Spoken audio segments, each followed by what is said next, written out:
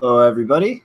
Today is Wednesday, February 21st, and we bring you episode 82 of Block Digest at block height 510,276. What's going on, Rick? Yo, what's up, Shinobi? How's everybody doing this week? Middle of the week. Doing good. How you like your new theme song, JW? It's perfect. I don't know why we didn't play that for the show intro. And hello, Janine. Hi, what theme song? Do I get a theme song? I'm picking my way through everybody, but the Wookiee stood out. That's a great one. Actually, probably blast that out on the Twitter after the show. It's a hilarious remix. But I guess let's dive right into it. Is this actually paid for by the Polish central bank guys? Is this government propaganda? Are they trying to put us here in the fountain digging for change?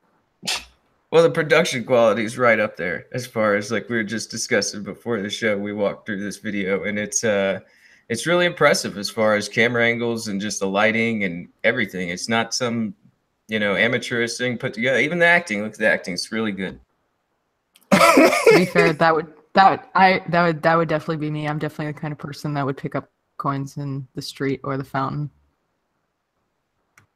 Yeah, there seems to be a theme behind this. If you see this guy, he's got no pants on, and he's digging for change in the water fountain. Yet here in a minute, he's driving a Lambo. He's got like a beautiful blonde, and he's going to. Seems the message is you got credit, but no real money. I don't know. Like we're saying, it's in check, but that's just what it looks like without just judging body language and discussion. It's crypto ramen life.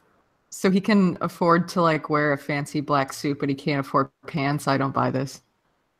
I'm not sure if that's what they're trying to communicate, or if he's just if he's like the new rich and he doesn't know that bike shorts are not appropriate with the sport coat. It's check. So we're you don't buy the crypto ramen life. You don't think that's a real thing? I don't think I've ever eaten ramen. What? Come on, ramen's a classic in the crypto. I think I have. I mean, I like pasta, but I don't think I've ever eaten ramen. But you've had like pho and stuff like that, right? Like the fancy ramen is called pho, I think. I don't remember actually ever eating anything called ramen. You gotta go try it. What? Ramen is life. I think Janine is not lazy enough to actually just buy those packets and throw them in the microwave. I think she just gets some real spaghetti and just boil it. I'm a walking contradiction. I'll pick up pennies off the street, but I've never eaten ramen. Oh man, there's like a whole poster of how you can make those little packages into delicacies with eggs and sprouts, and you throw onions in there and you mix it up. You make it your own thing. But it's been a while. Wait. Myself, I'm not gonna go too hard. Wait, let me guess. The scene is going to be about how he doesn't have enough money to pay for dinner, and he's going to make her pay for it because that's such a faux pas, guys. There you go. She's reaching for the purse. Yep. You can't. Down the cash. And she's disgusted with him. You don't have real money. You just have crypto fake money. I'm out of here. You're not my boyfriend anymore. I still can't believe you never you're a Bitcoiner, Janine. Jesus Christ, get your shit together and stock your cupboard with ramen. Jesus Christ. I doubt this guy's been eating ramen. Look at that car, man. My pennies to buy pretzels. Oh man, yeah. That's an expensive car. Expensive, like just the filming of it, the angles of everything, just sort of shows expensive production. And he's wearing pants in this scene, so he was obviously being a dick earlier. He did have pants. You're hallucinating. There are no pants. Zipper open? I think his zipper was open. I wish I knew what this was about. It's a late night meeting with another guy that looks nervous and he's upset. So this must be his crypto connection or something. He's pawning the car. I'm just going with he's pawning the car because he's broke. His girlfriend left him because the restaurant didn't take his crypto money, and he it's just all over. He's got to pawn everything. He needs to get He's just realizing got a He's boat. just realizing and his a jet ICO is a ski. boat. That's it. Now it's like, this was your ICO. It was an inflatable boat. This is the technology, and this is going to get you to the new world. Tesla or something, some kind of rocket, and it turns out it's just an inflatable raft. So for anybody we're that's totally wondering just why, speculating here. We have no idea what they're saying. Just for the record, no idea. But what we do know, guessing. at least according to Business Insider, is that there was like $30,000 paid by the Polish central bank to produce this, and that they also produced something like 10 other videos. So apparently, I just saw Dubel coin. It's claimed. But real quick, Henry no source is Holler, provided by Business Insider, but those guys are so stand up. There's no doubt, right? Henry Holler in the chat is asking if the message is Bitcoin won't get you laid. I'm gonna have to go with yes, unless you have a lot of them. Oh yeah, that's wow. Yeah, what is with these videos? I can't believe it's like over 500,000 people saw that video, and like I don't know if many people are in Chechnya, but yeah, that's a lot of people that saw it. It's a big production. I mean, like, it's speculative to say that they actually funded this, but I don't know. It looks like we're saying it looks really well funded, and all those like roads as far as like people trying to speak bad against crypto usually flow back that direction. So I don't know. It's not too highly speculative. Imagine being so desperate that you have to pay a 20-year-old guy to not wear pants in a video. I mean, real quick though, like I do kind of want to point this out in this Trust Nodes article. Literally, the first sentence is a Polish YouTuber with around 1 million subscribers was paid circa $30,000 by the Central Bank of Poland for this video. And one thing I want to point out, because this has been like, I saw this article and this story just started flying around. All of the crypto news started getting picked up by actual news, and there is no actual evidence cited in any way whatsoever for that very exact figure that this person was paid for this video. And so, like, the Polish central bank has acknowledged that they are doing things like public service announcements and pretty much a propaganda campaign against crypto. But I do want to say that, like, this very specific claim that this YouTuber was paid 30 grand for this video, like, there's no evidence for this. Like, it's just claimed in this article. And then this is literally bounced around to the point where I think like Reuters and Bloomberg are publishing this now. And so I kind of wanted to just take a second and remind everybody, like, you know, yes, there is lots of circumstantial evidence for this. Yes, it does make sense. But like, just when you see news stories making really bold claims like that, just step back for a second and go, wait a minute, what are they basing this on? Because there is no evidence for this claim I've seen yet whatsoever. And this has echoed from pretty much a random crypto news site all the way to publications like Bloomberg, just stated as a fact with no actual underlying evidence. And like, yeah. Hashtag journalism. I was just about to say, that sounds like the current state of journalism, but I'm just thinking like right now, I'm just thinking like, I wonder how much money you'd make in ad revenue from over 500,000 views. And if like, maybe they're just sort of like equating like the ad revenue made from the video, but I'm not, that's just a real quick guess on maybe they're doing that. But yeah, like the idea of a quid pro quo of a bank saying like, here's some money, speak bad about crypto. I don't know when we'll ever get that.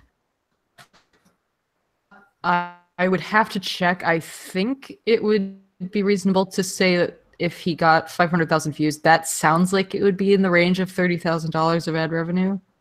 That's a lot of views. I mean, like, I'm pretty sure that added up. So, I mean, that to me, I would assume that would be within the range. Yeah. So because even if you assumed like 1 cent per view, I think that would work. Yeah, I mean, like, that might be where they're getting the figure from, but still, like, the state of, like you're saying, you know, just running all the way through the line saying, like, this is it, it's there, like, you know, yeah, that's just a poor state of journalism right now. But maybe that's where they're getting their figure. I wish they would just say, like, you know, he made this much in ad revenue on the video and it's negative. I mean, but then they're not getting the story of a central bank, you know, produced this video. So I don't know.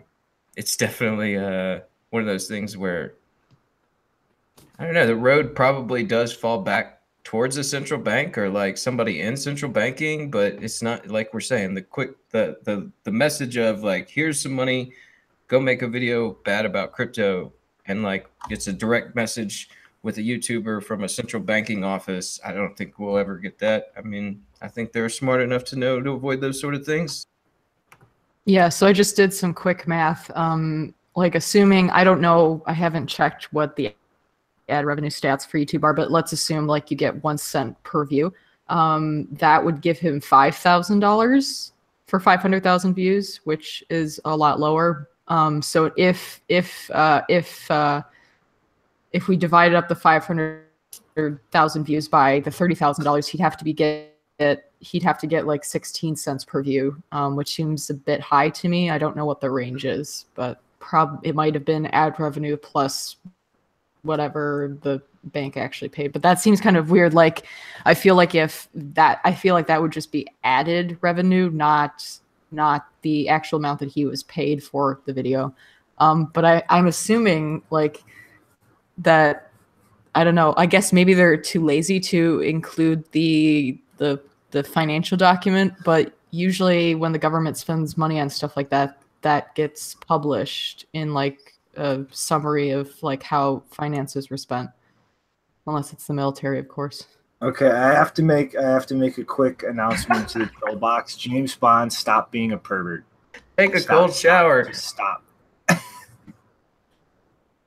Yeah. Yeah.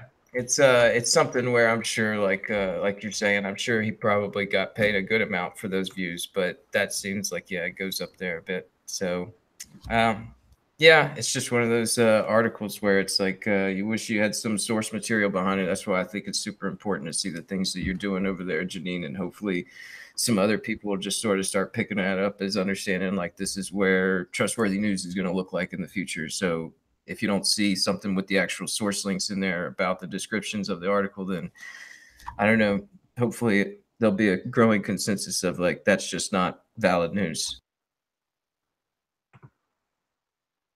Just poor in general. Like if the actual, I don't know, if the actual script was a lot better and it actually had more hard-hitting points, it would be interesting, but it's actually really boring. Like it basically just has a guy not wearing pants, apparently committing a major sin by having his girlfriend pay for dinner instead, and then apparently losing his private jet and his boat and a inflatable jet ski. Like not that interesting. It's more of a criticism of ICOs than it is of cryptocurrencies in general. Yeah, I think you're right. Like that's where it's like if it was about Bitcoin, then you know it's not. I don't know. That's where it's like there's a total misunderstanding again. But if it's all about ICO speculation, then you know there's some truth to that argument. Mm-hmm. All right, so now that we're done with the silly video, everybody ready for another awesome in-depth breakdown of something from Bitmex research? Yes. All right. Sherlock Holmes in space. Wait, I sense a disturbance in Twitter, as if Bitfinex is slowly losing his mind, crying out in terror. I don't want to doubt that. Well, I think he might be losing his mind for a different reason, but not going to share that information yet. Okay, hold on. All right, but so Bitmex research, again, I have to say these guys continue to do phenomenal fucking work at actually digging in depth and following through with the research for different issues in the space. But they've pretty much done a in-depth breakdown of Tether. And one of the first things I want to point out is one of the big criticisms I've seen people like Bitfinex and actually a decent number of professional journalists throw around is how concentrated Tether balances are on the blockchain. Well, No shit, because almost all of it is held on exchanges. And if you actually go into the breakdown in the show notes, you can see that there's around 400 million or so held by Binance, slightly less by Bitfinex, a little between 300 and 350 million by Huobi, around 300 by Bitrex, around 250 million in Poloniex, and then it looks around like 75 million at OKX. There's 30 million quarantined from the $31 million hack a little while ago. And then Gate.io, Kraken, and Liqui.io all have less than like 20 or so million dollars. And then there's around 300 million by an unknown entity.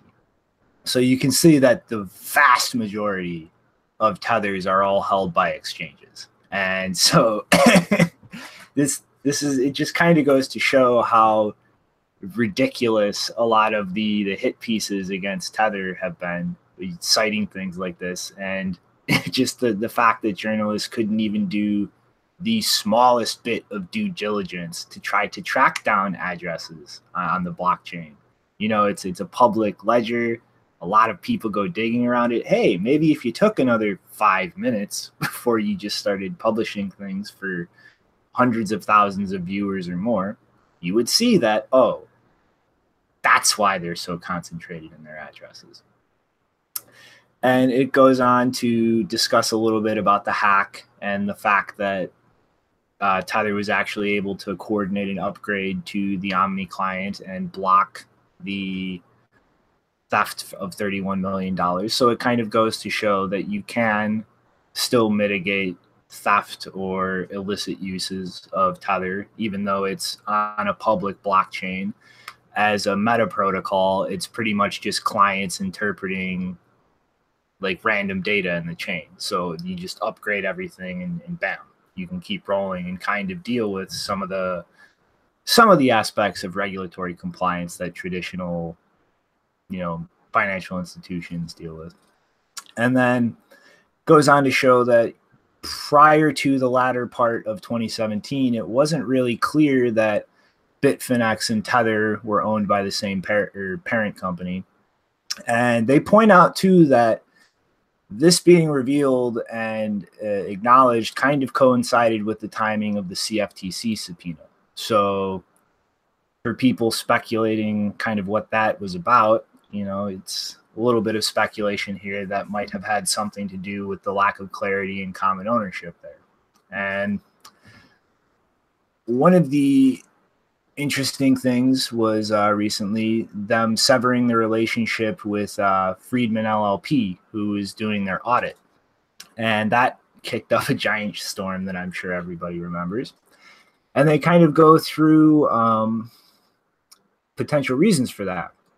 And one of the things that they did in this report is dug around trying to find information about, you know, where this money could be being held. Like if Tether is collateralized, they have all these dollars, they have to keep them somewhere.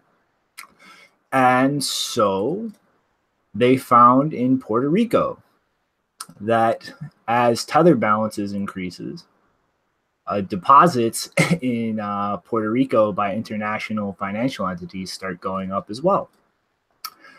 And they pretty much narrow this down to two different banks. Euro Pacific Bank, which is run by Peter Schiff. So I think we can kind of, you know, move that one off the board. I highly doubt Peter Schiff is going to be banking a company like Tether, given his attitude about cryptocurrencies. And Noble Bank, which actually has a few ties to John Betts and Brock Pierce, who had a hand in Sunlot Holdings, which has a bit to do with the Mt. Gox rescue attempt after the hack and preceding bankruptcy procedures. And it's all a little bit of speculation here, but they kind of look at all this together and look at the fact that Noble Bank and Schiff's Bank are pretty much full reserve banks. They do not run fractional reserve, and they keep 100% of deposits on hand, which is obviously, if you want to do something like Tether intelligently, a requirement for that, so that everything is accessible and you're not effectively loaning out other people's deposits. And, you know, again, this is all kind of a little bit of speculatory, just looking at data they were able to dig through. But they go on at the end to pretty much, you know, after compiling all this evidence together, just say they do not believe that Tether is running fractional reserve or printing money out of thin air. And that's kind of ridiculous when you look at all this evidence together. I mean, especially the fact that they have been subpoenaed by the CFTC. You would pretty much have to be batshit insane to just be printing money out of thin air after something like that. And they pretty much at the end part of the report break down the history of a lot of digital currencies, such as Liberty Reserve, Gold Age, eBullion, DigiCash, eGold, and pretty much just show that like all of these different attempts at unregulated digital currencies in the past have always been shut down for KYC and AML risks. And they kind of go on to say that there is reason to be worried about holding Tether long term, but it's most definitely not to deal with the fact that they're printing money out of thin air. It's the fact that they're kind of riding the regulatory edge, so to say, and pushing boundaries there.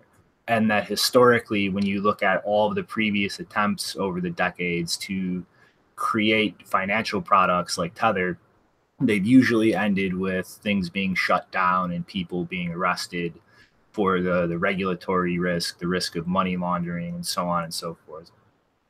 And so I think, you know, this is probably the best breakdown of Tether at an impartial level that I've seen so far.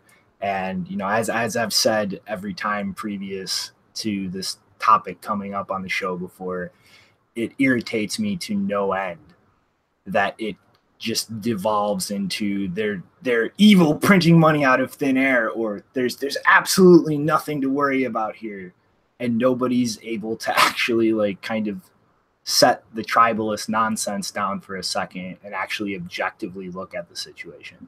And I think in this report, Bitmex Research did a perfect job of that. Like this is just a factual breakdown without any of the narrative behind anything.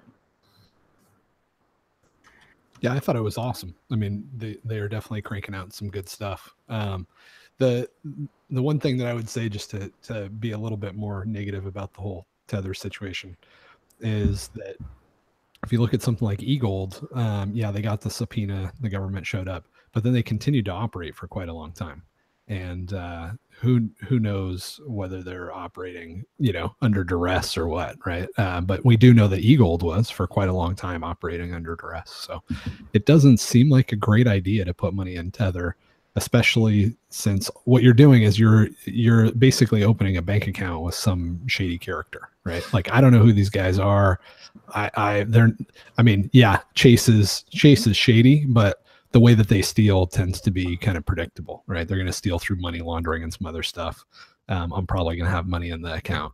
I don't see any reason to believe that would be the case with Tether. So I think it's a really, really bad idea, and super risky. But yeah, I also would say that there doesn't seem to be a lot of evidence that they're not actually holding dollars at this point. But there's nothing stopping them from changing that. So it seems pretty silly to do that. But I know, you know, in the right circumstances, that risk is actually better than the other risk you're facing. You know, if you're in Venezuela right now, probably Tethers are a better risk than Bolivars. But other than, you know, some kind of weird circumstances that aren't super common, and you know, why wouldn't you just buy Bitcoin in a lot of those cases? But there you go. Well, I mean, it's kind of the risk here. You know, I'm not saying or trying to say there's no risk at all. I'm just saying, like, that is the risk is the regulatory aspect and the threat of them being shut down for that. Like, I do not think that they are printing money out of thin air or running fractional reserve.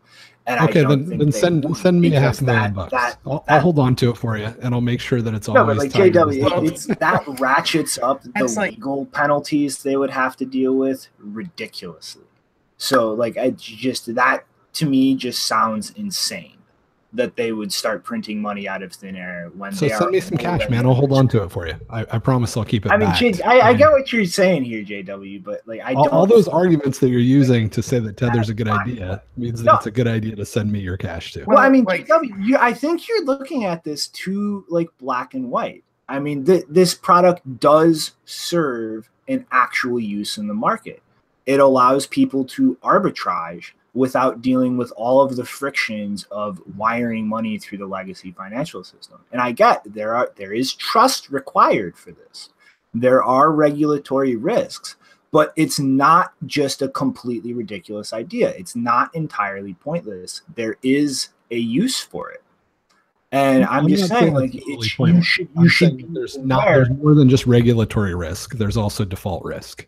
And I think that's a really big one. And they can actually also build on each other, because if you have the FBI running your business, they may or may not want you to run it very well. So you're right. I mean, like I said, there are use cases, and in the right situation, it's the right thing to do. But it's probably a pretty niche situation. Well, that's like where it's like we're getting through that niche situation. It's like Shinobi's saying, as far as like riding the razor blade's edge there of regulation. It's like if you look at the timelines of this CFTC subpoena, and you look at the timelines of the Tether FUD that was coming out, and it's obvious that they needed some sort of banking to be done while their relationship with Wells Fargo kind of fell out.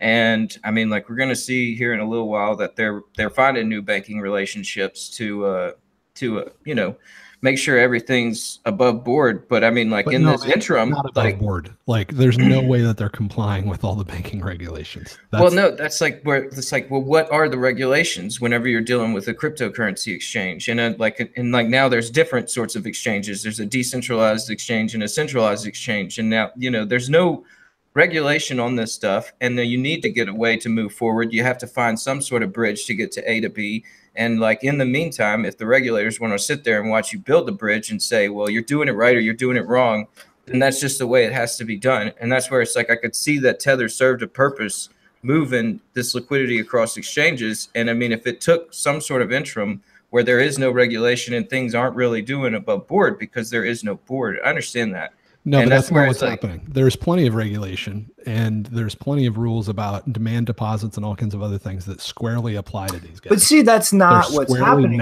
They're selling with U.S. law. They're selling a token. It doesn't matter. They're promising to buy that. You need to go back and read that. You need to go back and read that article, because how many of those people that Bitfinex listed out that were running a business that had a legitimate use case, had legitimate reasons to do it, all ended up in jail. And they didn't end up in jail whether they were doing a token or this or that. They ended up in jail because they were violating the laws around banking. And if you look at what happened with eGold, they had a very legitimate use case. And actually, to my knowledge, they never did anything. They never did anything shady. I think they always had grams of gold to back up their gold. But it's different. Like JW, we've gone into a world of cryptocurrencies. Like, it's not illegal for me to own Bitcoin. It's not illegal for me to send Bitcoin. And when you look at Tether, it is a token that is sold with a company that is willing to buy them back. That's exactly how eGold worked. Exactly. I know, but again, where was eGold based out of? A world where all of these precedents have been set with other cryptocurrencies, where governments have effectively gone, this is okay. This is legal. Like, just having this token, sending this token is in and of itself not a crime. And I'm saying that I think completely changes the dynamic of the situation. And yes, there is entirely still the risk that regulators step in and shut it down. But the precedents that things are operating on right now, I think, are very different than back when eGold was operating. And I just like throw this in the equation here is like Bitfinex was registered in Hong Kong, and like eGold, I'm not sure where that came out of, but I mean if it's imagine it doesn't matter. I mean, it's a good question. Well, I mean, like no, but I mean we're talking about banking regulations. Hong Kong doesn't follow the banking regulations of the United States. Yeah, they do. They do. Because well, I mean, like they don't. I mean, like they're supposedly not. I mean, like they're doing things that, you know, the United States, like, I mean, that's why they're labeled the financial freedom. That's why bankers go over there and set up.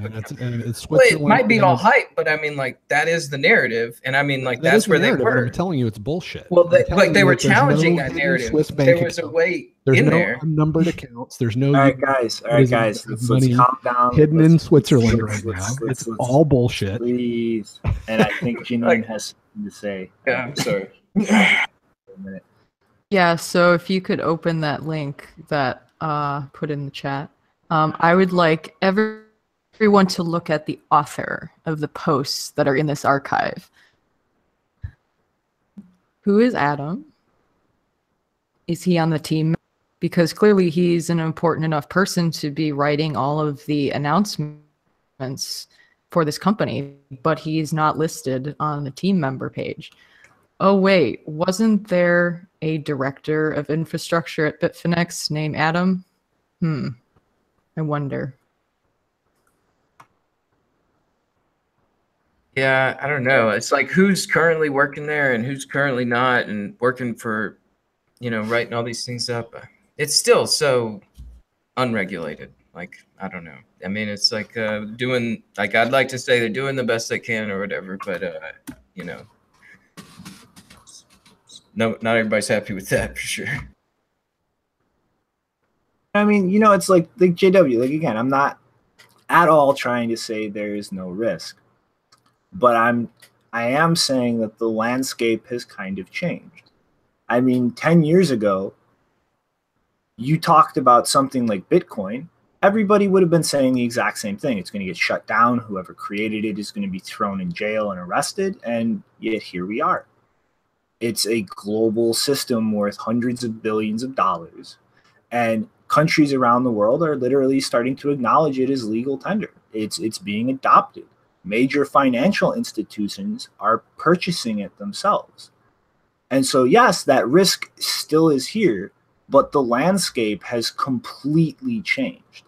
Okay, so we should be able to set up Napster then, now that we've had BitTorrent for a while. Right. You should, we had Napster, it got shut down, right? That was the old eGold. Then we had BitTorrent, and it hasn't been attacked because it's distributed and decentralized. There's really no neck to wring. So we should be able to fire up Napster now because the landscape has changed. It'll be fine to have music and movies that are copyright infringement downloaded for free. I don't think so. But see, that like how I don't see how that's exactly equivalent. Like, I get what you're saying, but I don't see an exact equivalence there. Like, what is being violated here in terms of copyright or intellectual property? Like, they're issuing a token. No. You guys are confused about how regulations work. Regulations never specify technology. They never say something like token or IP address or anything like that. They're always very generic, and they're usually written around use. So if you do something that is functionally like banking, all of the banking regulations apply. So they don't have to go write anything specific for cryptocurrencies. Like the Napster example, isn't there like the Pirate Bay? And I mean, like the you know, you're trying to shut that thing down. It's just like one of those things where you're going to shut it down. It's going to pop up somewhere else. It's like, that's where I'm thinking, like, you know, they're challenging this narrative of like regulation is enforced from the United States. Like that's where all regulation comes from. And I mean, I think that narrative, you know, it's proper to be challenged. I mean, like, especially whenever you're out there and you've been sort of underneath the economic thumb of the U.S. for a long time. I mean,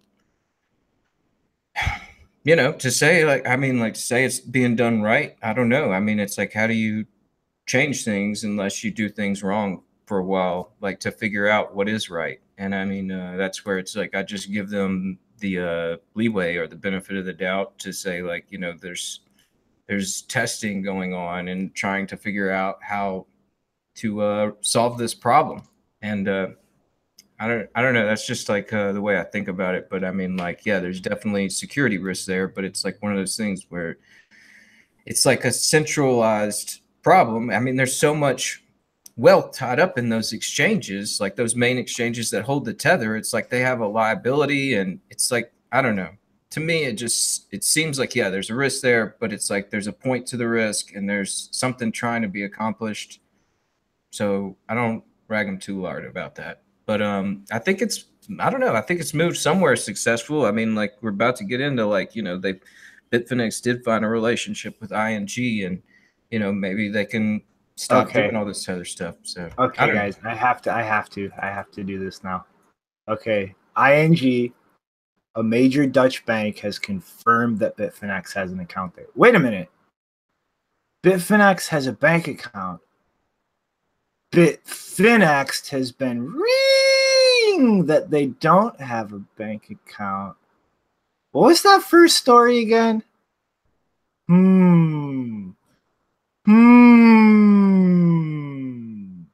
Why is Bitfinex running around screaming these things again? Well, I think recently he's kind of backed off on that, and he says that if they do have a bank account, they're using it to commit fraud. So, you know, he just keeps moving the goalposts. So, like, could it be banking guys trying to push them back towards banking, regulated banking? I don't know. Why don't these guys bring in like a big 5 auditing firm and just have regular audits every 6 months or something to say, we have all the assets, here's a PNC or something verifying that that's the case. Freeze things. What? I missed that, Janine. It was too quiet. I don't know what I just said. What was that? Yeah, JW, that's a little more complicated than that. I mean, it's just look back at the Bitmex report. Oh, okay. I'm feeling better and better about Tether by the minute. This is a great idea. We don't have any third-party audits happening. Nobody that has a reputation and a brand name will vouch for us. We probably are violating like tons of U.S. banking laws, but trust us, because what if they got something from like Moody's or whatever? Would we really be excited about it if like Tether was ranked by Moody's? I mean, like JW, like we're outside that system. Like, look at what Bitfinex is doing. I mean, like his narrative changes. Dude, it doesn't have to be. It doesn't have to be. My point is, go get like Pepsi Cola to come audit them. I don't care. They had a preliminary report from Friedman before they left, and like they saw that they had access to an account, that money was there. The only thing they were unable to determine is that there were not liabilities for other things than Tether tied to that money, but like there was something there, and that was dismissed. Bitfinex kept reading that they don't have bank accounts at all. Well, now a major bank has confirmed they have an account, and the narrative changes yet again. It's that bank is corrupt. Here, newsflash, they all are. Like it's no matter what is offered as evidence, like there are people out there that seem to just keep shifting the goalpost, shifting the narrative, and continuing to just spread FUD, I'm not regardless of what has been offered. And I'm not either. I'm just trying to. Well, you're straw manning my position. You're taking a hard line stance one way, and I'm just trying to say, like, we should look at this from all angles. And I'm saying, like, no matter what they do to prove solvency, I don't think the people screaming it's a Ponzi scheme or a scam or a free money printer are going to stop claiming this. Like, they're just going to continue. You're not interacting with my arguments, right? I just said a number of things that make me, as a unbiased, reasonably skeptical person, say this looks like a really bad idea. And all you did was respond to Bitfinex. Like, I didn't say that, right? What I said is it's really, really shady that these guys don't have any third-party audits happening. And I don't care if somebody had a preliminary blah, blah, blah. You're talking about hundreds of millions of dollars. You can't have a freaking accounting firm show up and just sign off on that on a regular basis. That's super unreasonable. I think I have. Okay, I'm good. Sorry. Shinobi, can you show the tweet? Yeah. So they did have someone Phil. do an audit. It was Phil. I feel so much better about this. I had no idea. Phil signed off. That dude is solid. No, like I'm thinking. I'm sorry. Go ahead, Janine. No, I mean, I'm just saying it's brutal. Like I don't know how I could have any skepticism when Phil signed off. It's like like I'm saying, as far as like having the regulators watch you build the bridge. I mean, like where is like the line? Like how many different auditing companies do you need to get to where the regulators are happy that you've done this audit properly? And also JW again, like Phil, and I would shut up right now. JW again. Phil and Bob, like just Phil and Bob. I don't even care.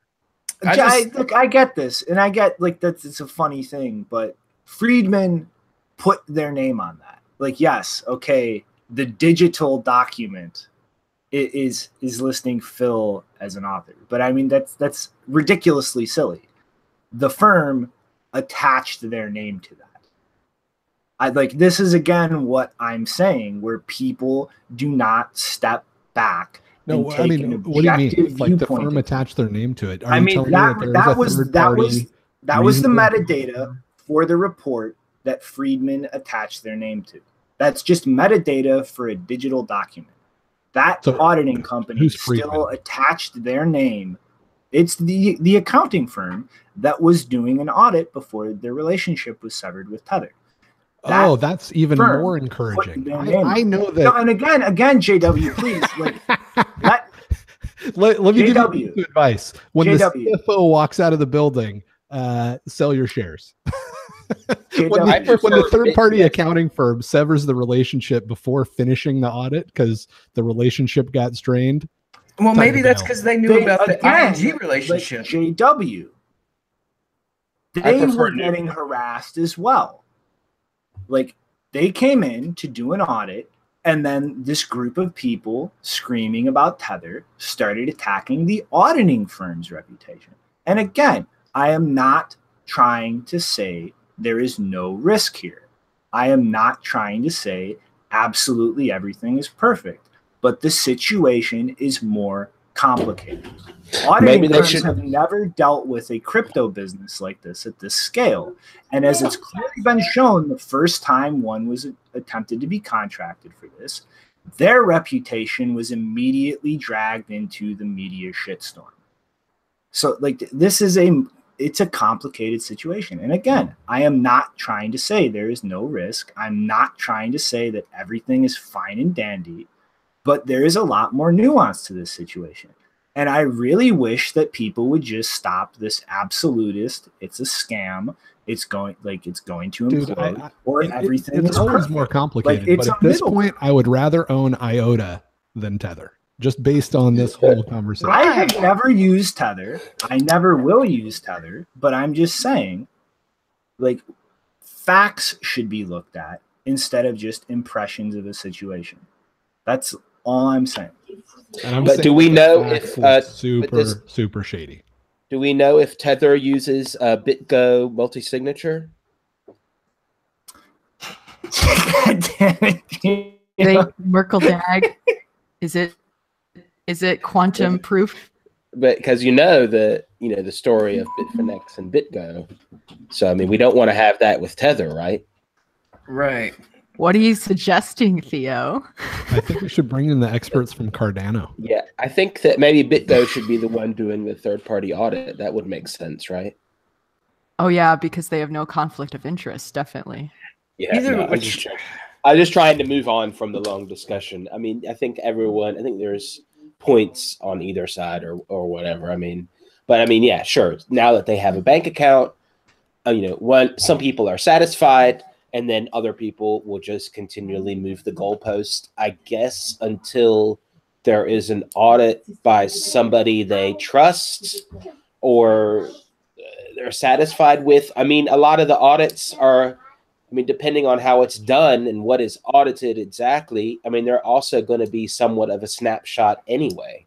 So then, okay, they do the audit, and then in crypto world, then 1 or 2 months later, they say, oh, they were fine then, but now what we need to do another audit? It's already been 2 months. Or you see what I mean? This is not new. Like you guys are acting. No, I know that's not new. I'm just saying I could see that happening. So I don't know what. But this is why I agree. I agree those problems. You're right. I agree that there should be. It would be good that there's some kind of audit. I don't know who should do it though. Maybe we should ask Bitfinex who should do the audit. I mean, like that's where, yeah, it's, I don't know. That's where it's like, I'm starting to feel like we're helping like push a narrative created by like a big bank that was aggravated that they lost a banking relationship with a big, client, Bitfinex. And so it's like, I could see why they were like, okay, well, we want your banking relationship back. And so and now, okay, you found a relationship with someone else. So we're pissed about that. So that's not, I don't know. Like, I just think about the bigger picture on that, to where it's like a narrative being pushed by a bank because they lost a relationship. So I don't know. You know what I would like, I don't really care about Tether, never planning to use it. What I would like to see, I want to see a security audit done of all of these things involved, because I have a feeling that the people involved do not have good security practices, not good information security practices, not good network security practices. But do you think that's like across the board? That's probably across the board, though, right? InfoSec badass, and I'm sure he's got it covered. Just leave your money in there; it's going to be all right. Well, I mean, that is, I would say that is decentralized exchange. Everything in this space, like almost every exchange in the space. That's what doesn't make sense. I mean, we everybody has like a really bad idea, but Tether, maybe it's all right. It's like we're moving forward with like our own little stupid standards, and like, I mean, like, yeah, they're sort of figuring those things out, because it's like we're saying, I mean, this problem isn't just with Phil and Bitfinex. Like, I'm pretty sure that's an across the board problem with all these centralized exchanges, which is why we're going to decentralized exchanges. It's like the thing keeps moving, and as it's moving, you can't just like stop business because a bank said we don't like you anymore, and that's where I feel like Tether came into play. Yeah, and I mean, like JW, I don't think the security concerns over Tether are exactly equivalent to an exchange's management of their actual cryptocurrency at all. And I mean that should be clearly demonstrated by the $31 million hack. It's as simple as upgrading software and blacklisting a token, because at the end of the day, it's simply the market finding that equilibrium because it is redeemable.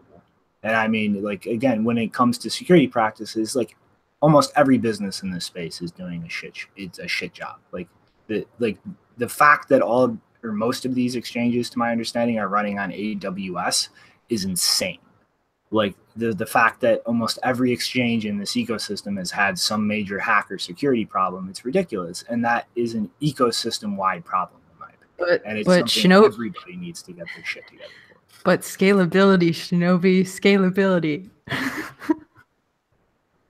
You mean big blocks to subsidize them forever? No thanks. It's all about the user interface, man. That's the problem. So the troll box is tired of us fighting about Tether. Yeah. I think we should talk about something far more secure and sound. Yeah. The next story is much more trustworthy. And not under control of someone who doesn't know how to use Microsoft Word properties correctly. Guys, it's happened. A nation has issued a cryptocurrency. A new era has begun. But for some reason, they can't properly set up a website to sell the thing. Wasn't this the most confusing launch ever? It was like Ether, and then it's going to be on Decred, and now it's on something totally different. Because I thought it was on the Ether still. Well, I think it's like a fake out. It's kind of like a fake out. It's kind of like, I think it's a scam. Yeah, I seriously think this is an exit scam. I like that. It's a next level exit scam. It's on the as many pumps as possible. Yeah, you get people to buy the token on the one chain and be like, okay, sorry guys, we can't launch it on that one. You got to buy this one. And well, see, here's the weird thing here is like this Zero Hedge article on the launch has a number of different quotes from people actually involved in the project. And Gabriel Jimenez is one of the people who's actually been working on designing this. And in the Zero Hedge article, he's pretty much saying that as the team working on things, like Maduro would just say things. Like he would just go make a public appearance and just say things, and then they would have to completely pivot the actual project to reflect what he's saying. Like Maduro is just like, we're going to do this now. And then they just have to shift gears completely and actually start building that because he said it. And like this was causing a lot of stress and like complications for the team actually designing things. And in this article, like you said, this was supposed to be an ERC20 token on Ethereum. But then I go to this article from Singapore and Trends, and it's pretty much discussing they've raised $735 million in the first day of a pre-sale. Although it qualifies that with saying there's no actual evidence or proof of that. And at the very end, the Petro will not be a token on the Ethereum network, as was previously disclosed. When they say they've raised seven, what was the number again? $700 million? $735 million. Yeah. So is that in actual dollars, or is that in the Boulevard? Because if it's in the Boulevard, they're going to have problems because people are making like handbags out of those now. Oh, no. Remember, they don't accept Boulevards. Hey, yeah. That shit coin. It's too shitty. But I mean, like looking at this, like I see a country exit scamming in crypto here. I that's what I see coming. Like, or at least, you know what I think, man? I'm thinking of like some token guys got a hold of this guy, like in a back channel, just the way they get a hold of some Twitter celebrity and say, mention this and you'll get paid. And so he's like, yeah, like we're saying, as far as like the different pumps with like, if it was mentioned it was going to be on Ethereum, and then was mentioned it was going to be on Decred, and then, well, now it's going to be its own thing. Like I could see somebody, you know, reaching out in those back channels being like, hey, look, just say it's going to be on this and we'll get you this. And I mean, that's kind of what like my initial thought is. It's just like him on top and he's saying things and then the development team's reacting to that. Maybe he's got some inside deal with some of these guys on these tokens. Well, see, that's the thing is like the initial leak of the white paper, it made like no sense. Like they were claiming like it's a finite supply, but somehow will be pegged to the oil reserves they'd pledged for it. But it's open to issuing new tokens through proof of stake or mining, which doesn't make sense with the finite supply. And now we see like people actually involved in the development effectively saying like Maduro's just saying things. And we're scrambling to actually build the system to reflect that. And now, like, right as they start the launch and want to collect money, it's, oh, we're not going to be on Ethereum like we said we were anymore. I've seen no clarification about what they're actually going to be building on. And I don't have the tweet right now, but I saw somebody retweeting a claim that it was going to be built on EOS now. And it's like this series, it's like they're just going like, give us your Bitcoin and your crypto, so we can run away from the country that's imploding on itself, please. And like this is going to be a shit show. Just build it on Tezos because that has all the governance problems that they need, and it also sounds very similar to Tether, which is another pegged, you know. Yeah, I have to admit, I did say that this wasn't going to happen. I was like, no, there's no way a country is going to issue a cryptocurrency. Not the kind of countries that we know, but Venezuela seems to be like no country that I know. Like I was sure that the UK wasn't going to issue a cryptocurrency because those guys have the British pound. They want to be able to inflate it. You know, they're not stupid enough to really give up the scam that's working. You know, kill the golden goose. But you know, Venezuela issued a cryptocurrency. I don't. It may be a stretch to say that they issued it because it's you know probably at a Google Doc spreadsheet somewhere if you did buy some, if you're lucky. It's probably not even that. It's probably like on a thumb drive on like an Excel file or something. But it does sort of exist. So I have to admit that I'm surprised. I still don't understand though, like when they say it's backed by a barrel of oil, is that like a barrel of oil like delivered or a barrel of oil on the ground? Like, do you have to go pump out your own barrel of oil? Like, because all of those prices are very different. In the ground right now. Like, it's, right. It's based off of like. No. It's a barrel of oil delivered to Bitfinex. Okay. Yeah, it's if I put my name and address, a barrel of oil shows up, just like Amazon on my front porch. Yeah, and then you get one. That's how you get a balance at Bitfinex for Petro. they deliver the physical oil. Tethered the to the transfer. petrodollar. Well, Exactly. Yeah. If you use it like to run your car, is that like proof of burn or something? I think that this is a good example of, like, you know, you're saying, JW, you'd be surprised to see an actual currency put forward by a nation. And, like, I don't know, I think this is a good example of, like, you know, a corrupt few individuals that are leading a nation, and then they get to decide what to do with this whenever it's not really a nation behind this thing. And it's going to be, I think it's going to be interesting to see the first real coin that's like created by a nation of people that sort of came together and said, like, yeah, we agree that this thing has value, instead of somebody just saying, like, this has value and this is what you're going to use, and we've determined that, and we've determined all the parameters that we're going to set and everything. I think to see a real coin from like a real government, it's like a ways away. Like, this is just like another ICO pitch from a couple of dudes in charge of a company, in charge of a country. Yeah, it would also make sense though if, like, we have seen countries in the past when their currency goes bad, they just create a new one. So maybe we're overestimating like the significance of this. Like, they could have just created a new fiat currency and done it in paper, and now they're playing around with doing a new fiat currency in paper, or in, you know, in a digital form. And you know, maybe there's nothing really new to see here, although it's interesting. But again, the supply is not really fixed. They still have all the same control over it that they ever did with the currency. So maybe it's just you know, we're renaming the currency, the old one's dead now, here's the new one, trust us this time. Yeah, so I see two problems arising from this.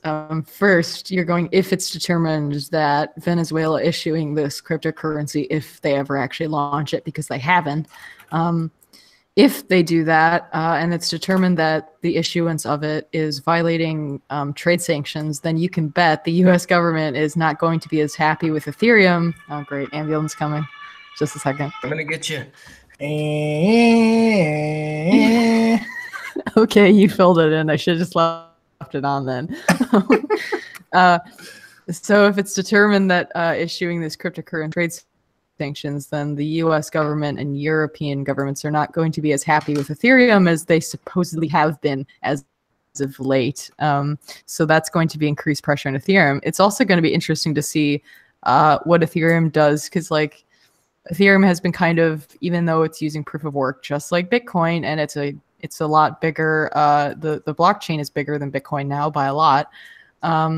It's kind of been marketing itself as like it's going to be the environmentally friendly coin because it's moving to proof of stake. Well, that doesn't really matter if you're going to have tokens that are going to be backed by petroleum. Like that kind of ruins the environmentally friendly argument, doesn't it? Ethereum, the token of oil and coal. Oh, that's a great one. I didn't even think of that. Great. Yeah, I mean, it's this. Like, I seriously think this is going to go bad. Like, it's like like I said previously, last time we mentioned this, like there were rumors that they were going around mining or rounding up all the Bitcoin mining hardware, and now they're just, this thing is like redefining itself every day, and they're just asking for other real crypto. Like, this just screams to me like the people in charge of that country just trying to make a money grab, and then I don't know what, like this, like I don't see this going well for this country at all. And I think the kind of domino effects it could potentially kick off are really scary if this goes south the wrong way. Yeah, someone in the troll box asked whether the oil will be refined or not. Maybe that will change it'll be like the extra special rare tokens, the ones that are backed by refined oil. And yeah, Henry Holler's asking how long until we have a Bitcoin backed token. That's pretty much the logic behind how a sidechain works. You lock your tokens on the main chain and then issue new ones on the sidechain. And see, what are you doing here with this screen shared thing, Theo? What are you doing? Preston tweeted this out, and it's funny as hell. Ethereum is Bitcoin 2.0. Ethereum is a world computer that will free us from the banks. Ethereum is a tool for Silicon Valley VCs to obtain liquidity from tepid portfolios that don't IPO. Ethereum funds repression of Venezuela. Jesus Christ. It's kind of like how you were saying you don't think it'll go well. So that would be the worst possible, scenario, is that the government ICO happens and the repression gets 100 times worse. So, well, it's not necessarily funding the repression. It's just enabling the repression. Oh, okay. Yeah, indirect. That's kind of like how other token economies work too. It's not directly. It's just kind of around the way, Well, but, this is like I always heard that they want to blow up as much money as possible in these bubbles and all this hyperinflation and everything. Maybe this is like just a new tactic. It's like on the way down, you just tokenize the rest of the value and then just like let them suck it up and then blow it up, and then there it goes, all of it. That's a good. Also, what if this is an interesting concept. If I burn my Petro token, can I reduce the supply of oil on Earth? And then, so like OPEC is like, hey, we're gonna ramp up production, guys. You're like, hell no, Saudis, no, you're not. No, I like that. Burn all the tokens now. Burn all the tokens instead of spilling all the oil out. Right. No, they're probably gonna just create like, I don't know, a colored coin or what's the equivalent of a colored coin on Ethereum? Yeah, no, they're gonna implement like another token that's like carbon token. They're using NEM. What is NEM again? New Nexus. No. New economy movement. No. Oh no. Yeah, and there's a reason for it. So everyone can roast me later if I'm wrong, but this is how I understand it. Ether, and even I think maybe Decred too. I'm not sure, but I know that Ether, the problem is that the main, fiat pair is USD, so they didn't want that. That was the issue. And New Economy Movement, their main currency pair is Japanese yen, so they could handle that better than having USD. That was one of the quote official, or I don't know how official it is now because this thing has changed so much. But from what I understand, that was one of the reasonings.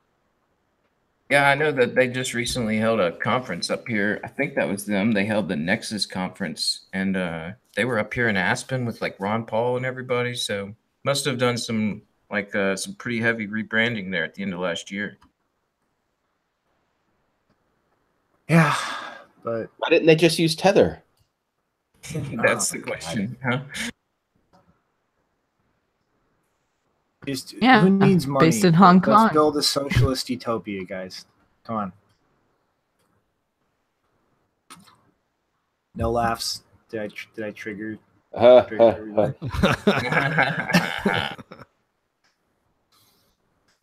All right. Well, who's ready for the turbulence facing South Korea now? Nah, what's going on over there? You're really trying to build up some cliffhangers here, aren't you, today? Let's go.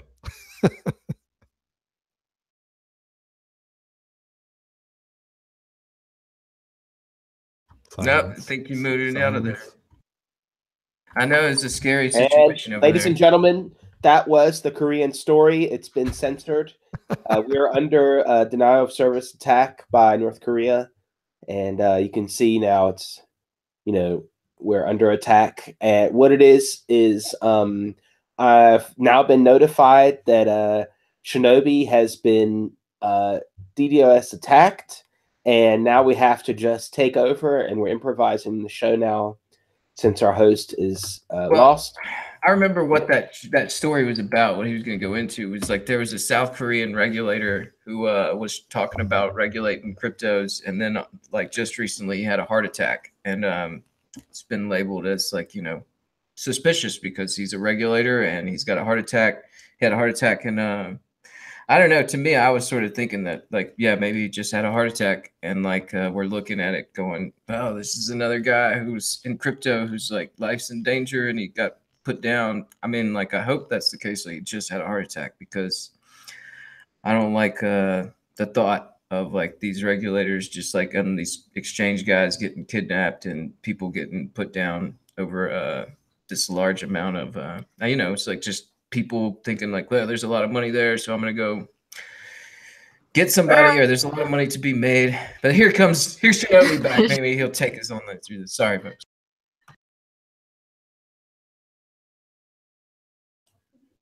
And I think we might have lost him again. It's okay. I can ensure everybody that Shinobi has not had a heart attack, like the person in our story. So we're still healthy here.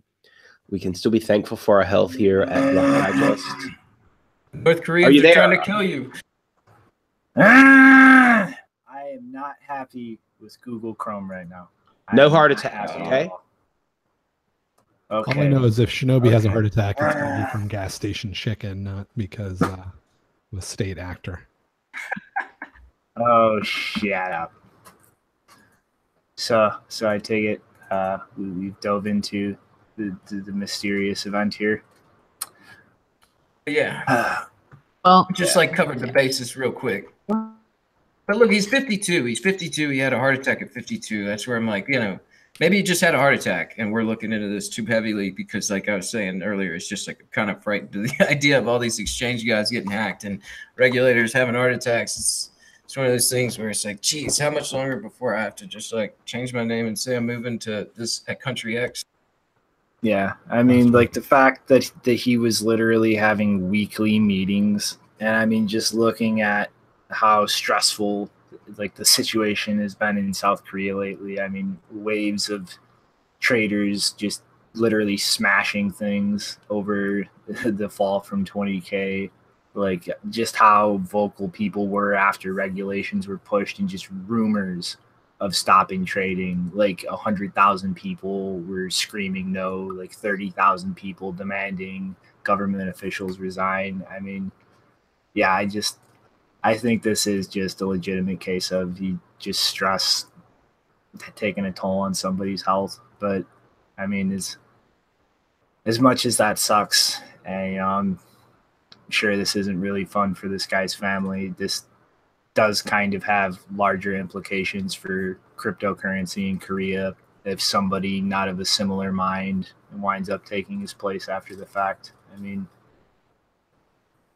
yeah, and it's one of those stories where it's like, I mean, like we hope that's the case because we know it's got to be a great deal of stress, you know, when you're dealing with that many people making money and, you know, and then you're sort of put at the reins to try and slow that and stem it down. And I'm sure that that caused some stress there, but there's definitely some moving parts in the background, you know, as far as just like, yeah, ICOs, tokens, like we're saying, there's lots of money to be made. And so, you know, there's definitely some speculation. This is unconfirmed, but Janine is saying that that his son launched an ICO. Yeah, that sounds bad.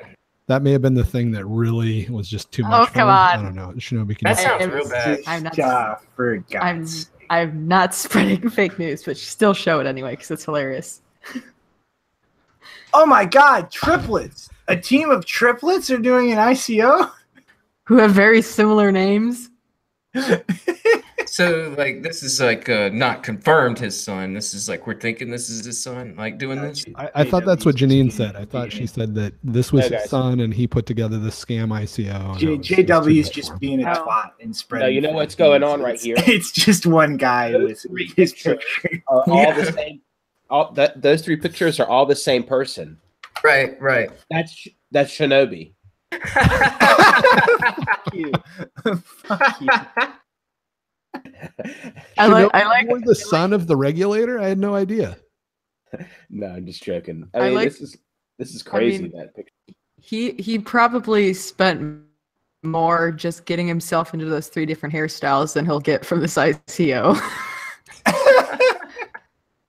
Yeah, those are some pretty flat pictures, but golly, it definitely does throw into question some stuff. Just like, you know, would you do something like that to your own family? It's like, you know, of course, like, you know, you don't like to think like that, but there's definitely history where it's like, yeah, that shit happens because greed corrupts. I mean, like the money corrupts like all the way through. And I hope he just had a stressful heart attack.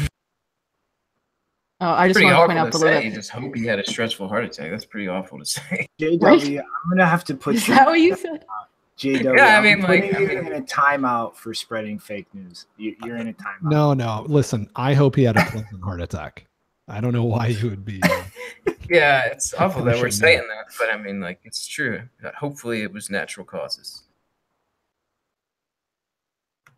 On that amazing ICO team, that the thing that says right below the header, it says there is no limit if logic. I love that. He can't even write English properly. I think it may be a spoof. It's actually a pretty good spoof sort of joke if it's intentional. And if it's not, he probably raised a bunch of money. Yeah, I mean, to be honest though, like, yeah, you know, people who are regulators, they probably have, like, even if this cryptocurrency stuff didn't happen, maybe just being a regulator in South Korea is a very stressful job. I can only imagine, yeah. Yeah, that population seems like, honestly, as an American citizen, I am frankly ashamed of how much they hold their government to task compared to Americans on average. Like, it's kind of shameful. I don't know. I heard some story just the other day about how, like, there was some, like the leak happened over here with all those celebrities and nudes and stuff. And I don't know. It just, like, I heard something about there was some sort of blackmail going on about a leaked celebrity there. And basically the culture of people were just like, oh, you're going to try and do that? Well, we're not going to buy your magazine anymore. And they basically just got put out of business because they did something wrong. So I don't know how true that is either, but I did just recently hear that. And it's just like, I don't know, maybe that's just like, yeah, their culture is, you hold people up to high regard if you're a regulator in this new sector, and a lot of people exchanging money. I imagine that's pretty stressful. Well, Shinobi, the way that people in the U.S. Hold their regulators to account is that they send their children instead. I didn't follow that. What do you mean? Talk about JP Morgan's girl? Oh, no. I'm just saying children are useful protest tools. Oh, I get the reference. Yeah, moving right along. Don't want to get into the gun control debate today. It's not just that. It's like everyone, whenever they want to push political agendas, they use children. Like, this isn't, it's not even just gun control. It's just in general. Like, that's how people in America make political statements, is they use children, appeal to children. That should be a new fallacy. Yeah, that's wasn't that South Park? Remember the children? It was like every single complaint. I haven't watched that many South Park, but I've watched a few. I've watched the advertising one. South Park's like the best social commentary out there. Come on. I went through the South Park mountains on a train. That's about as They're pretty. Be careful hanging out with us. You haven't seen any of this past like couple years with PC Principal or any of that stuff yet? So the two that I think I've seen several. I don't remember them that well, but the two that I do remember is the one about advertising and the one about sex education. I saw those two. Yeah, the truth in advertising one's funny, but yeah, you got to catch up on those seasons where they totally just started picking up the narrative of like the way gender equality and just like the way everybody's politically correct. They ran with that narrative so well. It's just like, it's hysterical. I mean, yeah, you got to get yourself some processed cheese and then a bunch of ramen. Mix that stuff up together. Sit down for a good 3 hours of South Park. You cook the ramen noodles. You get some cheese whiz. You spray the cheese whiz in. You spread it around. You got yourself some mac and cheese noodles. And what you can't actually afford water, so you have to use the toilet, right? Ouch. That was harsh. That was so harsh. I can't continue with the show. I'm gonna have to go throw up in a ball and cry. Go get a ladle of water real quick. No, I only said that because I just remembered a tweet where there's been this tweet going around about how dangerous cleaning supplies are, and women are like getting lung cancer. I think it was lung cancer and stuff because they're inhaling all this stuff when they're cleaning houses. And someone suggested that instead of using cleaning supplies, they steam the toilet clean. So I just had that in mind. Jesus Christ. Steam cleaned. I was just like, you idiot. That's not how it works. Just use citrus stuff. Citrus. Safe. Hey, what? This is like 2 weeks now, no shampoo. And I mean, like, my hair is coming back, I swear. Like, I don't know. These chemicals are pretty bad, man. Stay away from them. Oh, gosh. We better move on to another story here. Yeah, we're going to get everybody going no poo. All right. Switzerland, why are you doing such interesting things? So, in June, on the 10th, Switzerland is going to have a legally binding national referendum on whether or not they should separate debt and money. So they're pretty much going to be discussing whether or not they should pretty much remove from commercial banks the ability to print money out of thin air by issuing debt and leaving that solely in the hands of the central bank. And I mean, I honestly don't know how I feel about this, but I do have to say this is very interesting. I mean, I wonder if this is at all related to the fact that Switzerland ranks so high on all the lists of like most free countries. Yeah.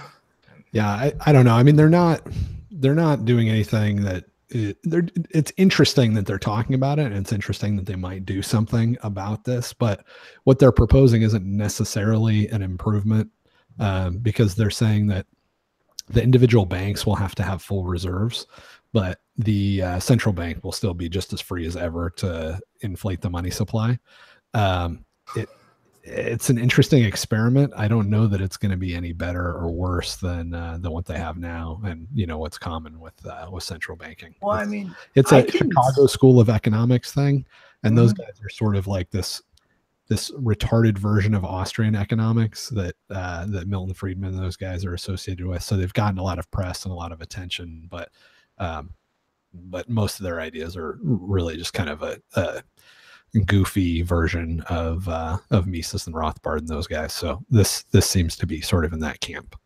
Well, I mean, I'm kind of interested in just like how this would actually play out. I mean, because part of the first rationale here is how that would affect the business cycles in the economy. And I mean, like, it's better control of is the specific language they use, but I think, how would that work where instead of just commercial banks effectively having free reign to, issue loans, which spurs actual businesses and economic development, that's more tightly controlled by the central bank? I mean, I can see that having positive effects in terms of like the actual money supply being increased and the effects that has on consumer prices and inflation overall. But on the same side, that seems to me like that's just marching towards a directly planned economy when you would effectively have the central bank itself as the decider as to like whether loans are going out to spur new businesses and new economic activity, as opposed to kind of leaving that in the hands of commercial banks to do as they see fit. Yeah, that's sort of a deception, though, because the central banks already tell. I mean, the fact that Chase has a different logo than Bank of America doesn't mean that they get to make any decisions. All the decisions about the rates of interest that are charged and the standards of who you can loan money to and who you can't loan money to, and that percentage of reserves that you have, that's all determined by the central bank already. So it's just different logos on different branches of the DMV. So there's nothing, they're not going to gain any more power. They're not going to lose any more power. The business cycle is caused by inflating the money supply and all the false signals that sends. And they're still going to continue to do that. So that's what I mean. It's just sort of finer control over it, though. Like they set the interest rates, they set the standards for things. But aside from that, commercial banks still have a degree of freedom. No, they don't. They have almost no freedom at all. It's all determined by the central bank. That's my point. They don't get to determine. I think that's bullshit, JW. Like, the central bank is not telling JP Morgan who they can loan money out to. They're setting the interest rates and setting standards for, like, debtors having to meet. They're not literally deciding who is getting those loans. Whereas, well, no, I mean, they're not would be directly under the purview of the central bank. And that's what I mean when I say that moves much closer towards a centrally planned economy. Like, and what I'm trying to tell you is that we are in an absolutely centrally planned economy right now, because the Chase Bank down the street gets told by the federal government how much money they're allowed to keep and how much money they have to lend out. Obviously, the federal government is not reviewing every individual application, but they are setting all of the standards and all of the rules. Gets those loans. Well, they are in the sense that they're not in the sense of, like, the specific businesses or individuals. That's not a significant impact on the economy, right? I think that very much could make a huge difference in the long term. When you look at the people that make those decisions are like branch managers, dude. They're like individual guys that make $60,000-$70,000 a year sitting down there at the Chase, but they're following a set of rules and a set of criteria that's determined by the central bank. So, but they're still making the decision. Like, it doesn't matter if they. All right. It really does, because, like, business that makes widget A getting a loan instead of business who makes widget B, like, that very much can have larger effects in the economy. And right now, like, there are standards and processes that need to be followed, but it's a dispersed, distributed group of people who are actually making the choice between widget A and widget B. But the standards are so specific that if you turn away widget A and you choose widget B, you're either following the standards and the rules that are super, super narrow and give you almost zero freedom, or you're going outside of that and you'll get in trouble for that. So it's more like, you know, there's businesses now where you can go get your driver's license, right? They're little, it depends on the state, but in certain states, the state government has outsourced issuing of driver's licenses. But when you go into that little place in the strip mall that gives you your driver's license, they're following all the rules that the state has set up for when they can issue licenses, what the photos have to look like, all that sort of stuff. So if at that bottom level, yeah, sure, there's guys making 60 grand a year trying to apply some standards to who gets a loan, but there's so little freedom there that it really doesn't matter, right? Like, if there was any sort of competing banks, for example, you would be able to say, well, Bank of America, they're really, really sound and conservative, right? They only lend out to businesses where they're almost certain going to get the money back. They're just a very conservative bank, right? And as a result, they don't pay out a lot in interest when you put money in their account because they're so trustworthy. Everybody knows they're going to get their money. And then you might have something like Chase where they're like, no, these guys play it a little faster and looser. They'll take some risk, right? They'll lend out to a new startup or something like that. And because of that, it's a little more risky, but you get a higher interest rate. That would be like sort of the most basic and fundamental way that banks would differentiate themselves, and they have throughout history. But you have none of that in any place, certainly not in the United States, and I'm 99% sure there's no variation like that, even globally. And that's because the central bank tells them who to lend to, how much reserve to keep, and exactly what interest rates they pay and all that sort of stuff. Now, there's a little bit of bullshit where, like, you get a free checking account or you get a checking account that costs you $50 a month, but you get 0.5% interest, right? There's some room that they have, but it's all in sort of insignificant decisions. Well, like I was going to say that I thought this was a pretty good idea just because it's a referendum, and that's just a proposal in this referendum. Like, I mean, like, this y'all speculation is going full on like this is going to happen as far as going towards the Chicago proposal, but it's just a proposal and it's just it's a referendum. I mean, like, it's supposed to be a large discussion and a forum as far as what way to go, and I guess that's just sort of like the outline as far as the Chicago plan goes. So I don't know. I think it's good that they're doing a referendum, like just to that fact that that's going on, and like, you know, I don't know, this whole thing, like, I'm starting to realize just as, you know, going on with this meetup and everything, it's like you got to be political in this, and you can't just say like we're gonna do this and like that's your plan and it's gonna totally upset the status quo, and then you know, you're gonna go about doing it. without any sort of interference of somebody popping up and saying like, you know, this is wrong or this is that, or some sort of propaganda pushing against the other way. So I don't know. I kind of see it as like just taking a light step in the you know, announcement of this referendum, and then like once you start having the forum and the discussion, then you can get into the meat and potatoes as far as like, is the Chicago plan the best plan? Like, is there some sort of thing we could do in this to sort of make it more feasible? And I mean, like, just get the discussion rolling. So I mean, like, I think it's a good thing, and like, I'm not trying to focus in too much on like, well, they're going to implement this and that's it. Like, I don't think that's what they're going in there to do. I think it's just a big open discussion as far as like, we need to change this system. It's not working. It's not sustainable. So I don't know. Kudos. I mean, like, Switzerland's got this big valley where they're accepting Bitcoin, and, you know, lots of Bitcoin businesses there. I mean, like, I got the feeling like, you know, once the discussion happens, you know, then we'll start to get you know, a clearer picture as to what their intentions are. Yeah, and also, like, I really think you are discounting what the room for choice on the commercial bank's behalf can actually have on the economy as a whole. Like, choosing between two different businesses has all of the complications of the ancillary markets that creates, the effects that it has on the economy in terms of how efficient whatever it's doing is, how many jobs it could, like, there are so many different like secondary factors to that ripple out and have an effect on the economy, that I do think there will be a very measurable difference in removing that freedom of choice from commercial banks and putting it directly and solely under the hand of the central bank. Like, I really think you're discounting the effect that could have. Maybe. I don't know, man. I got no follow-up. Either which way, man. I mean, like, I don't know. It's like, JW, I get where you're coming from on like this argument and the Tether argument and stuff, but it's like, in order to get to B, it's like, yeah, like, you know, things are going to have to get messy, and like, you're not going to say exactly the way things are going to play out because of the situation. So, I mean, like, that's where in both of these cases, it's like, this is why we have Bitcoin, guys. Like, no, I get you, but it's like, until we get to the point where everybody has Bitcoin, it's like there's this interim. Just keep working for it because everything else is bullshit.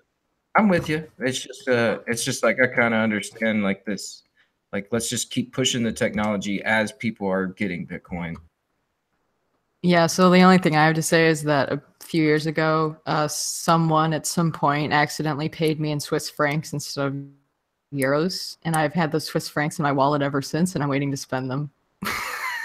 I need to go over to that Crypto Valley and get some Swiss francs, man. That place looks beautiful. If Giles listening, John Nash would have taken those off your hand, Janine. Over my dead body. All right. Everybody ready for the next one? Yeah. Wyoming is doing interesting things. So, 2 bills have passed the House of Representatives in Wyoming. One, oddly enough, at odds with where the SEC wants to take things, is setting up a definition for a utility token, and then declaring that anything meeting this definition is not considered a security.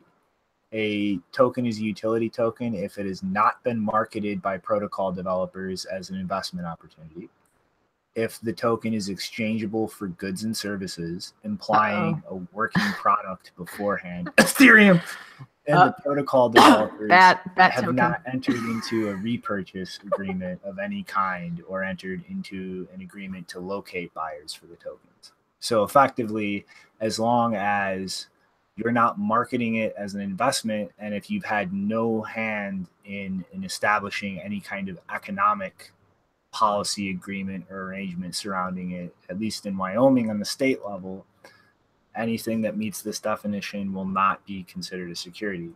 And the second bill, real quick, Gene, is an exemption for part of their transmitting or money transmission regulations pretty much prevented businesses like Coinbase or cryptocurrency exchange exchanges from operating in Wyoming. So this would exempt crypto businesses from this and would allow exchanges to actually operate in the state.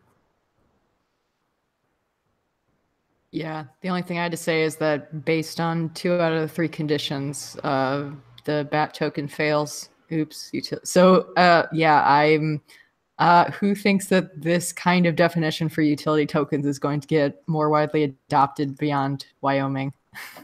I do. Yeah, it seems like the pattern, right? Who was it that just? I think you mentioned it. Was it who was it that just put out something that was really similar to this? It was a country. Is it Switzerland? Mm-hmm. But yeah, I mean the Ethereum.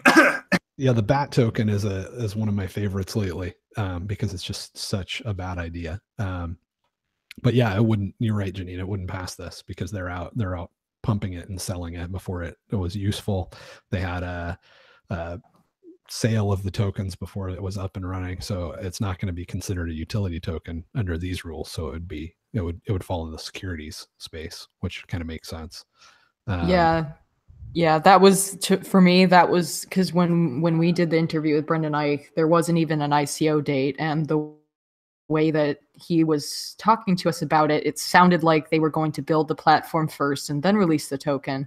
But then, within a month, I think it was only a few weeks after we did that interview, then they announced the ICO date, and we're like, oh shit, there's going to be no platform before they do this. That means it's probably going to have issues being a security, which is why I was so pissed off at the fact that they basically, I would love to know what they did with people's Bitcoin that was still in their Brave browser wallet at the time of the transition to BAT. But I'm assuming that they used the Bitcoin that they took from everyone to fund some part of the BAT ecosystem. And then, well, yeah, so you were basically forced to buy the token. So you were forced to participate in a system that could potentially be classified as a security. And that was what made me so pissed off, because you now see the SEC going after investors, just not the people running the thing, but the investors themselves, which means you have put a bunch of normal people at risk of being targeted by the government because you forced them to buy a token. That's what really pissed me off. So that's why I don't recommend it anymore. And we've talked about this a number of times on other shows. Yeah, for me, all that's no good. But for me, the main thing that I'm against it is that you have to KYC yourself, right? So in order to withdraw your BAT token, if you earn BAT or somebody sends you BAT and you have it in your wallet, that wallet is a limited wallet. You can't spend it anywhere. You have to transfer it basically to one source. And in order to take it out, you have to go through the KYC process. So for something that's supposed to be privacy enhancing, they're making you take all of your most sensitive, personally identifiable information and share it with a third party, which makes Google and Facebook and whatever tracking that you're looking at look like nothing. So it doesn't seem like a good idea on that side. They should have used Bitcoin for the token. And yeah, it seems like just a disaster all around. Yeah, but that's something perfect. And real quick, there's other bills in the pipeline in Wyoming, and 2 of the ones I think are most interesting is allowing the use of a public-private key pair to identify a corporate shareholder and to actually legalize shareholder voting with those kinds of mechanisms. Oh, geez. Well, I mean, hey, that sounds all good to me. Yeah, I was just going to say, JW, that your description of a blockchain without KYC is very utopian, isn't it? Oh, wait, Bitcoin doesn't do KYC and it works. It does fraud protection without KYC. Oops. Yeah, that was Brendan Eich's response to me, is that the idea that you wouldn't have to KYC yourself to buy or sell cryptocurrencies is utopian. And then I pointed out that there's like 3 exchanges that are huge right now that allow you to do that all day long. But not with that. The real reason, though, that he gave first was the reason that they KYC people is because apparently their user growth pool, which I don't know if I explained what that was on any of the shows, but basically the user growth pool is if you're a Brave browser user and you get these tokens, and you send the tokens as a payment to a creator, but the creators are not actually verified with the platform. The tokens, like basically the tokens go into a custodial wallet. Everybody's tokens, when they get sent out to creators, regardless of whether they're verified or not, they go into a custodial holding wallet.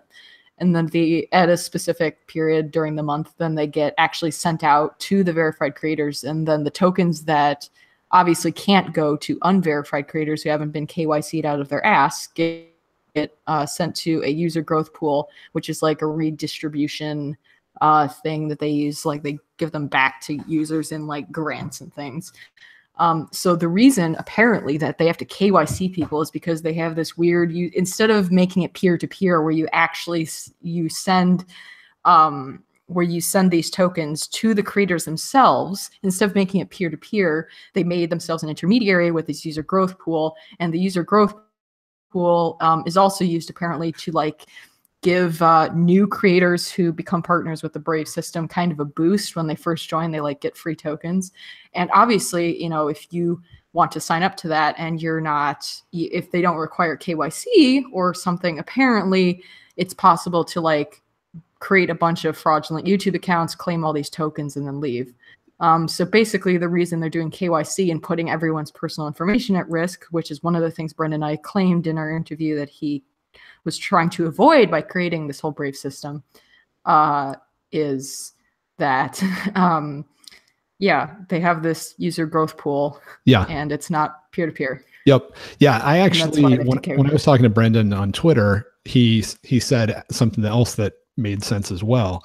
And that was that they're basically click fraud is a several $billion-dollar a year business. So if you set up a website, you can throw an ad on it, and then you can pay other people to come to your website and click on that ad.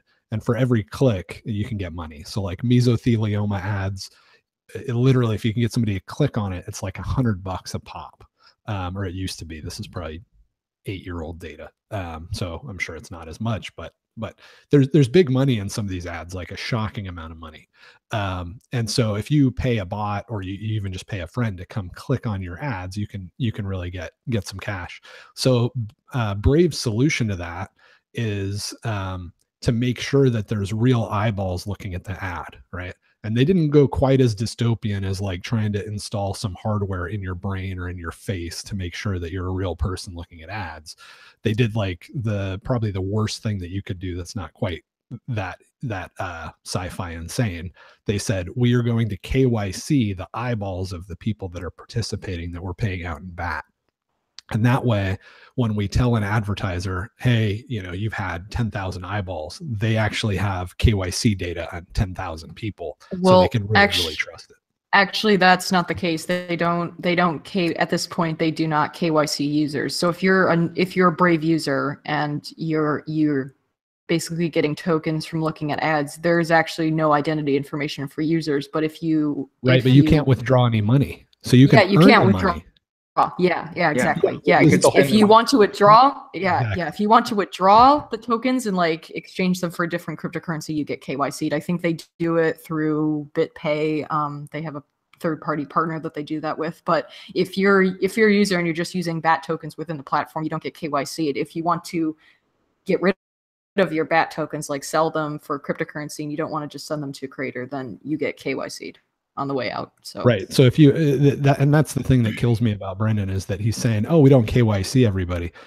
You earn money, and then you can't use that money unless you KYC, right? So yeah, it does accomplish the problem of, if I'm a creator or if I'm an advertiser, having people potentially, you know, be simulated people clicking on my ads. But it's very disingenuous to say, no, you're just a regular user. You can earn BAT all day long. Yeah, you just can't spend it. So I can earn it, but I can't spend it. Great. That's very helpful. Yeah, I was reading that whole back and forth, and you know, I think you guys are right on the money there. It's like, you know, what use is this token where when it comes to redeeming it, I have to KYC myself, and then that's not really a, you know, crypto or anything. And I think that whole BAT situation, it kind of just shows like this whole, like we were saying with the, you know, it's just like a messy situation trying to get from A to B, and how you get there and how exactly how it looks. You know, I mean, like we have this idea of like, yeah, it's going to look like if you want that system to really work, you're going to use Bitcoin and you're going to implement it to where people aren't KYCing themselves, and you know, we can have a real system that functions. But yeah, it's like we're saying, it's a messy point to get there. They're going to have to go through these trials and errors, and just like getting back to the article here, as far as with Wyoming is concerned, and like creating this these standards for a utility token. And we were talking earlier about, you know, like Venezuela coming up with the Petro, and you know, a real government putting out a crypto. I think like, you know, what they're doing as far as like, you know, specifying like, you know, we can create some token that we're going to use here in Wyoming for a real utility. And you know, once we build like an economic base with that, then, you know, maybe we can start moving outward in there, and like maybe we'll start to see a real government crypto. But you know, as far as the bat thing, yeah, that's just like we're saying, these experiments. How are you going to get to the situation where content is being, you know, people are getting paid for it, and you know that real eyes are watching it, and it's just like it's just a messy situation where everybody's trying to figure out the way to do it, and you know, there's a lot of errors in there, and you know, but as far as with Wyoming goes, I kind of like this legislation. I mean, like, you know, I haven't really read all the language of it, but just like the idea of, you know, putting something on the books and doing it the right way, I like that.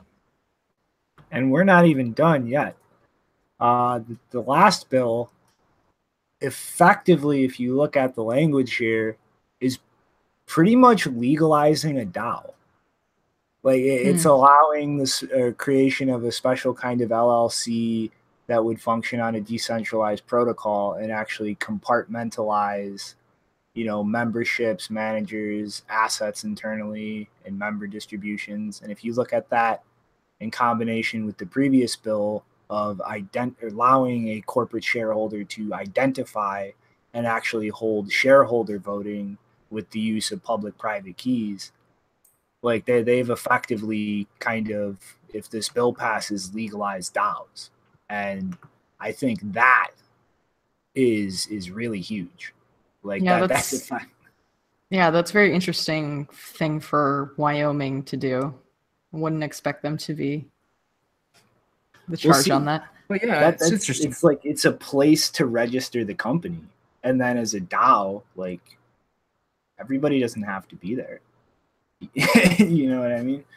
Yeah, and I don't know. It definitely kind of goes to like Wyoming. I don't know. They're one of those states where I don't know what are they doing for an economy over there. I know there's not many people in the state, and I mean, like I'm sure they have oil and gas and wind and pretty renewables. Much a rancher state, like, right? It's like not much ranchers, independent guys. It's like that's where it's like you know, these guys that aren't really that big in this sector and don't even really have a seat at the table, you know, they can really make a name for themselves by creating the right legislation in the right time. So kudos to Wyoming for doing it and trying to get it through and trying to get this you know, these technologies moving. And I mean, through their state, they'll be able to surely pick up some business and some people, you know, coming through the state outside of ranchers. Because I'm really interested, like, how far are they really going to go? I mean, like, they've already passed an exemption to property tax on the state level, and with like all these bills up for proposal now, I mean, like, how far could that go? I mean, like something like BISC, you know, is kind of trying to transition to like that. Just they're already like a decentralized exchange, but they're trying to transition operations to something like a DAO for it to just function autonomously. I mean, like businesses like that being able to actually have a legal corporate identity somewhere and be legally allowed to function and operate in that way.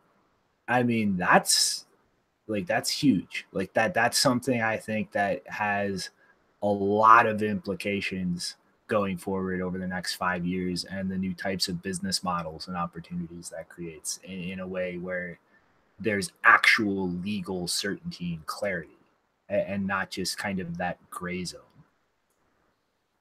Yeah, that's going to be an awesome point in time whenever we're really going to see, I don't know, real integration of cryptocurrencies, finding market efficiencies, and like sort of changing the way that we walk about and do our business with society. It's going to be interesting whenever those sort of things are legitimate and allowed to really be implemented and tested. Mm-hmm. And I guess some pieces of good news. When Segwit? Now, finally. Jesus Christ. Yeah, man. Good deal. It's like this was like saying that they've got the Segwit enabled addresses already, correct? Like native addresses in Segwit. Like this one, they're already good to go. Bitfinex. Finally, thank you, Segwit. You're awesome. Like, just stop spending resources on stupid Bitcoin shit forks and spend them on more productive things like this. And Ethereum tokens. Yes. Like, I mean, the thing is, like, yeah, it's always good when big players in Bitcoin add Segwit because that makes it easier to adopt. But seriously, they were talking about adopting it back in November, and then they got waylaid. Like, they were literally saying, "Oh, we're gonna have this next week," and then yeah, that was like right whenever the Wells Fargo news came out and all the Tether FUD. It was like, yeah, it was sort of like well timed to delay that. But Coinbase is even funnier because they made their announcement like in less than an hour, I think, after Bitfinex did, which is so hilarious. Right. You guys don't forget about us. Fighting to stay relevant. In a week, Segwit, maybe, if we don't fuck something up. Yeah, that's where it's like, seeing Bitfinex's announcements a lot more. I like that, where it's like, yeah, we native Segwit already. Where Coinbase, yeah, they're like, don't forget us. We're still working on it. I promise. Fingers crossed. Yeah, I wonder if there'll ever be a week that goes by that Coinbase doesn't do something that makes us have to talk about them in like the most disgusted terms. I'm glad that they're supporting Segwit. It seems like they, are definitely trying to say that, hey, we're doing it too. It makes me feel like they probably haven't put a whole lot of resources on it. Maybe it wasn't all that hard to pull off because the timing is odd. It could be a coincidence, but it feels more like they were just kind of sitting on this and keeping it on the back burner and not making it a priority until the competitor came out with it, which is, I'll take it. But one of the other stories that we have to talk about will be able to abuse them appropriately. Hashtag saving Private Brian. I like that one. But yeah, for those of you who are thinking happy thoughts about Coinbase or thinking like you should give them credit, no, absolutely not. Get that thought out of your head. No. So this is a tweet from Adam Gibson, one of the Join Market developers, who sent $600 back towards the end of last year to Coinbase from a BEC32 address. And for a real quick technical breakdown, when you have soft fork upgrades like this, and you have an address like Segwit address sending to a normal address, so to say, there's no compatibility issues because that input with the Segwit script is going to get confirmed in a block and have the recognizable script for their regular Bitcoin address. And when it's in the block, they'll see it. They can recognize it. Their software can be aware of it.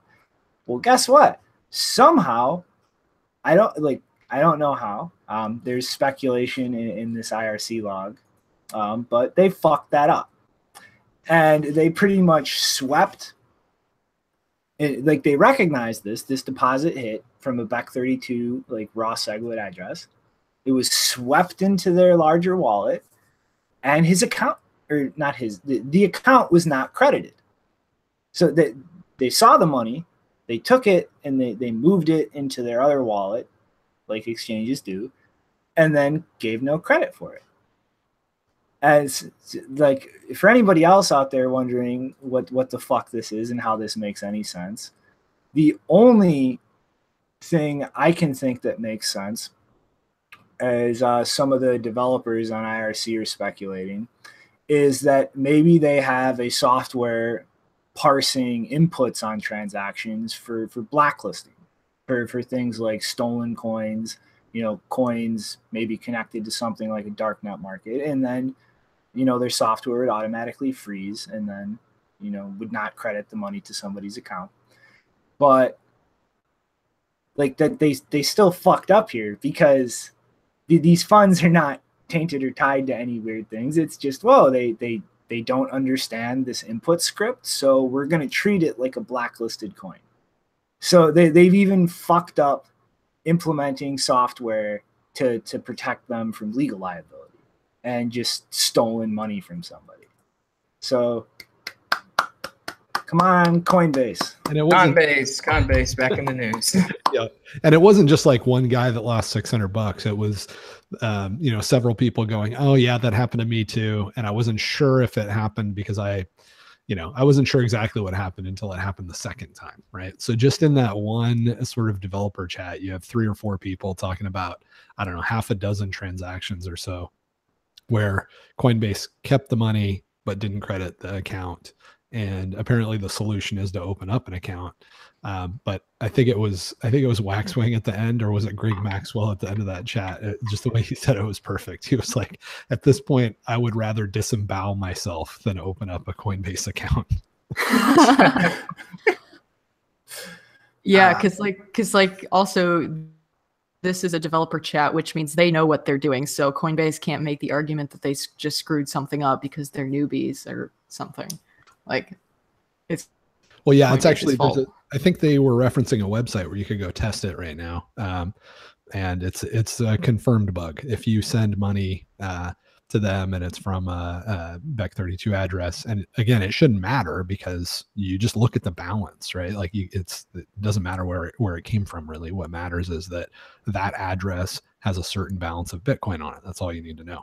But yeah, apparently if you want, you can test it. You can send from a Bech32 address, and that money will improve Coinbase's profits considerably this year.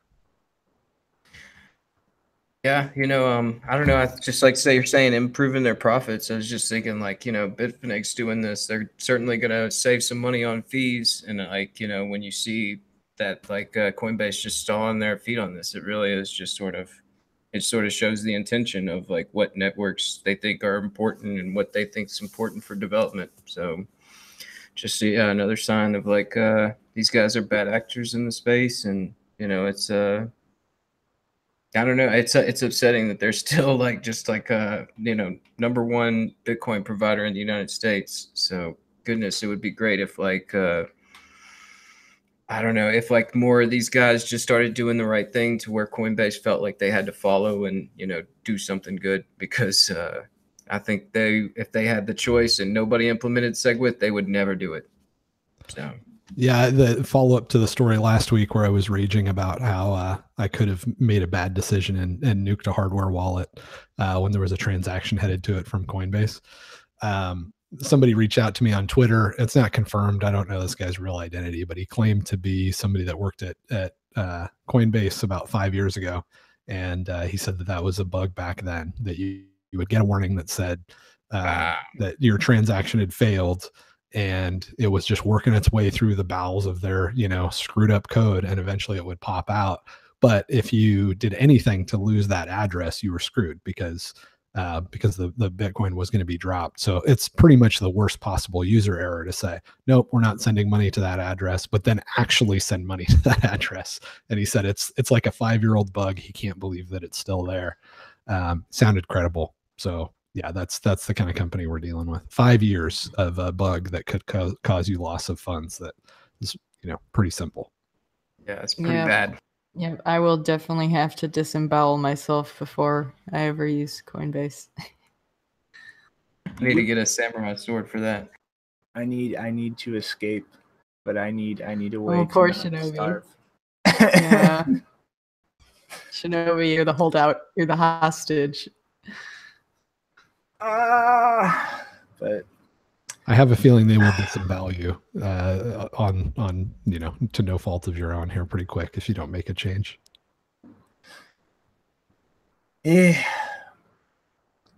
All right. Luke Townley in the chat's asking about Bec32. Pretty much, what Bec32 itself is just a new serialization format for the pub key hash or the address, and pretty much it's taking. It's pretty much just like changing the encoding that the address is in with only numbers and lowercase letters, so that there's less of a chance for user error when manually putting in a key. And there's actually, I think, a 6-bit error checking encoding so that you can mess up a few different digits of it and it will autocorrect.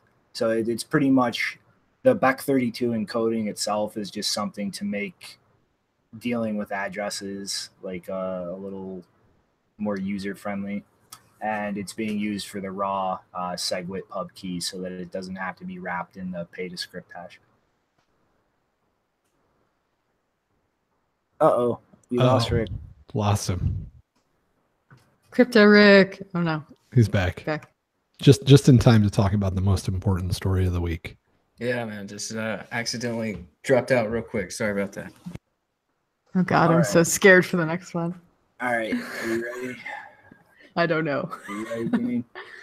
I have to grab my nachos and my what's carnival food. I've got to get my dang it. What's that candy? I don't know. Candy corn? No, I'm trying to the stuff on a stick that's like looks like hair, but it's made out of just raw sugar. Gosh. God, I can't remember. I can't remember. All right, Jimmy, I'm throwing the screen share up. You're tossed in. You're in the deep end. Okay, so yeah, there's. I mean, the best summary, I think. Real quick, I'm sorry. It says not for public view. Are we in trouble? No, it's okay. This was that the reason it says that is because it was sealed when it was first made, but it's been unsealed, so it's fine. Yeah, it was aired earlier today too.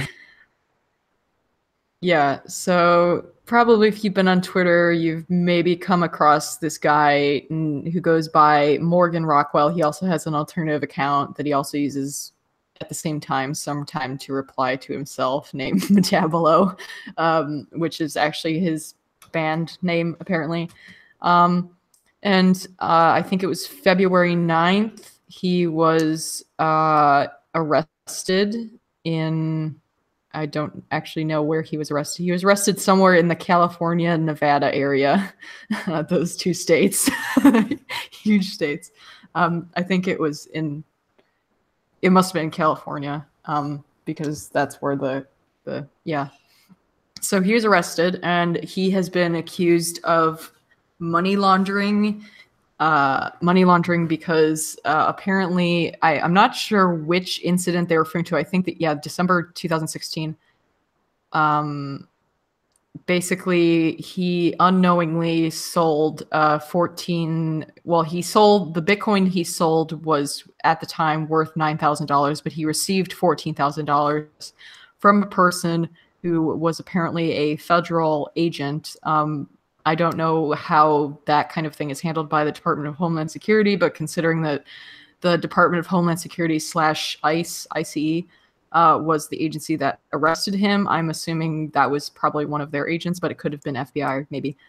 Anyway, they arrested him because at the end of 2016, apparently he sold Bitcoin to a federal agent who, according to the agent, told him explicitly that the Bitcoin was going to be used to buy a machine to make hash oil, which is a federally controlled substance. And as you know, the U.S. is a really fucked up place when it comes to drug law, because even though Morgan was in 2 states which have legalized at least medical marijuana, the federal government can basically come in and entrap you. Well, that was and this arrest year. you at any that point was in time. This year they legalized it, so I think last year it was still illegal.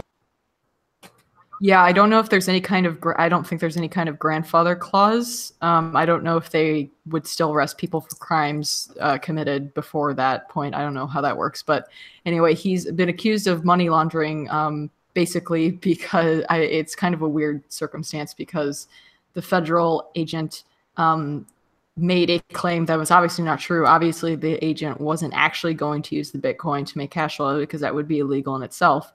But because Morgan basically gave him Bitcoin under the assumption that that's what it was going to be used for, according to this agent, then he committed that crime of money laundering. And also because if he was given more money than the limit of apparently $10,000, then you have to register as a money transmitter business. Now, I personally know that Morgan has done a lot more trades than $9,000 or $14,000 because at least for the past 2 years, I've known people who have seen him brag about the fact that he has made a lot of trades of significant amounts. And apparently he also used his handle Metabolo as his local Bitcoin's pseudonym. And at one point there was $1 million of volume on that account. It was a lot of money. They're not accusing him of that or citing that amount in this thing. So I don't know if they're even aware of that. But I don't know how much, because like, I think we should show some of the things like the tweet that I found in the last few days of things that he has said. I'm just extremely skeptical. I mean, clearly it appears that he's been arrested. I think this is a case that's actually happening. I don't think he's lying about it, but he is not exactly a completely, shall we say, trustworthy or clean individual because he has made some very interesting tweets in the past 2 years about how he's going to spy on people in the Bitcoin community. Now, apparently because I think this is something he said to you, JW, that when he says spy, he doesn't mean spy as in the NSA sense. He means he's going to have oversight over you in case you violate customer protection laws or something, which is just a weird way of using the word spy. Yeah. I did listen to his interview. Like I went back and forth with him a little bit yesterday, but then I listened to his interview with Tone Vase that happened a few hours after that. And he's a victim in this case, but man, this is just all kinds of kooky. And I think it's, if nothing else, I'm sure the prosecutor is very, very glad about the opponent that they have, because from everything that I can tell, it seems like this guy's broke. It doesn't seem like he's got a bunch of money hidden in the woods somewhere. I'm not buying that. I'd be shocked if he did $1 million on local Bitcoins.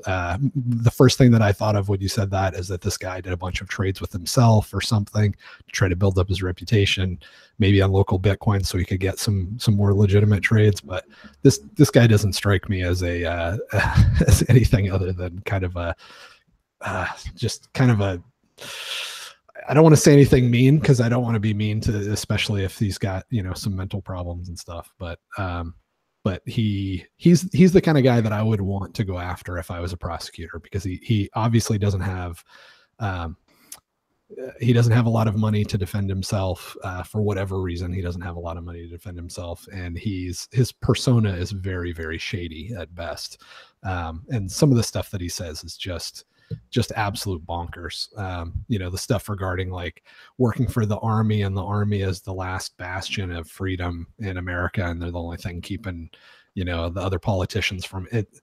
It's totally typical of, and I'm not saying that I can diagnose the guy, but it is typical of people that have mental problems to have these really crazy stories, right? All right, JW, I'll be harsh for you.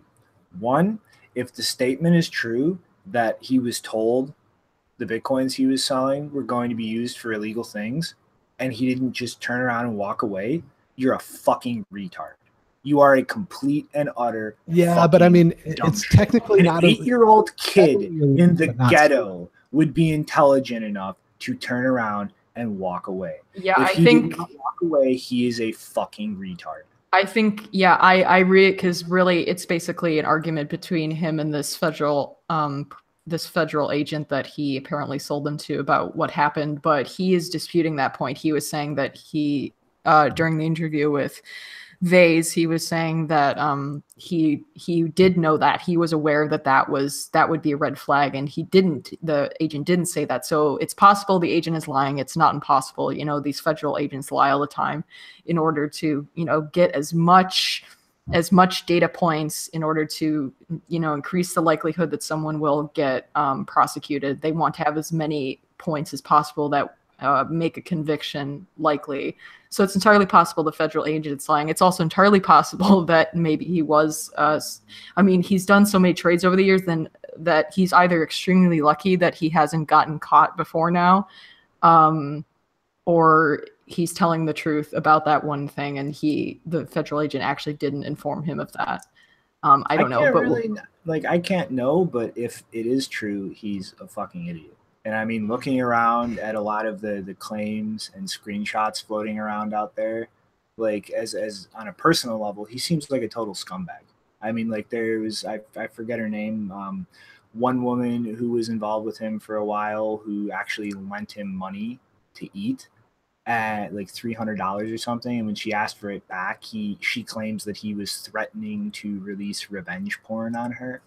And I mean, just like some of the interactions, I'm not going to speak to all of them because, you know, some of them are pretty bold claims and they're just secondhand to me. But some of the things I've heard about him interacting with other people, he is a completely unbalanced person. Yeah, she was the most recent one I saw, but the reason I was completely skeptical of this story to begin with was because I was aware of him since 2 years ago, and he had a kind of a business of like taking people's Bitcoin for them and saying that he could trade it around and like increase the number of Bitcoin, and then he would give it back to them, and that didn't always work out. They had fallings out, and then he wouldn't send them the Bitcoin, or he wouldn't send it on time. So that was the part of the story that I was aware of beforehand that made me not really trust him. The thing that I find really disturbing, though, is he said in a few places that he has extensive contact with intelligence agencies, and he says that I have no idea whether this is the case. He might be a megalomaniac, but it's not the case. I'm just saying, yeah, it's not the case.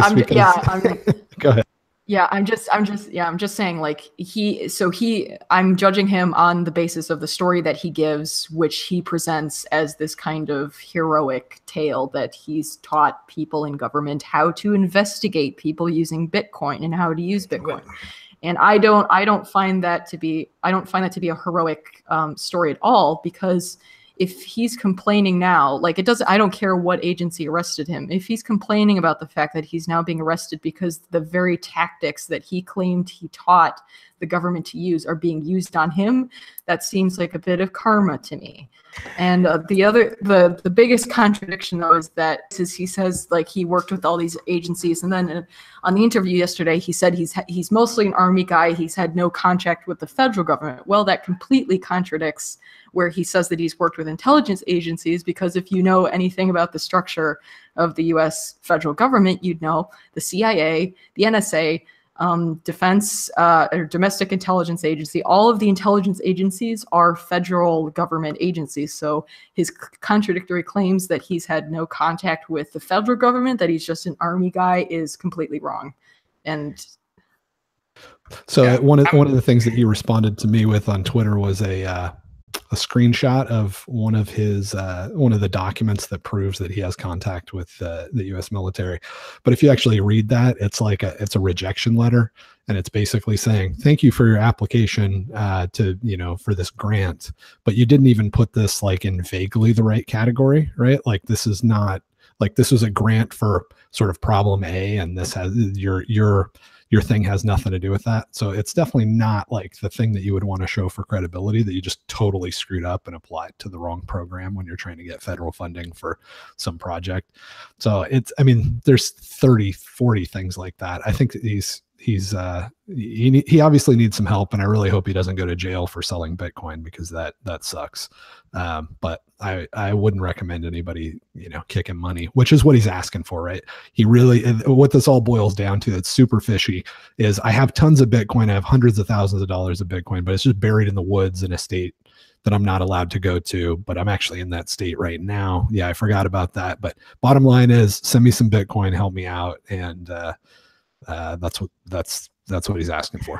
Right. That's where, I don't know, it's like, it's upsetting, like you're saying, to hear somebody, asking for Bitcoin whenever, the whole stipulation for it is just like so shady. And, I think you guys are like hitting the target on all this stuff, but it's like you're saying, guy doesn't seem to be like the clearest, headed right now. I mean, like, he just recently lost his mother, and he definitely, like, if you saw that air earlier with Tone Vase, like, he discussed, like, he didn't even, really know his father or anybody till 16 years later. It just seems like there's definitely some issues there. And like you are saying, as far as just the discussions on, consulting the military, and it just it definitely all sort of reigns of like somebody trying to push themselves in the middle of these narratives to say, like, I mean, like, he was saying on Tone's show that he wants, like, the courts to come up with some definition of Bitcoin or blockchain or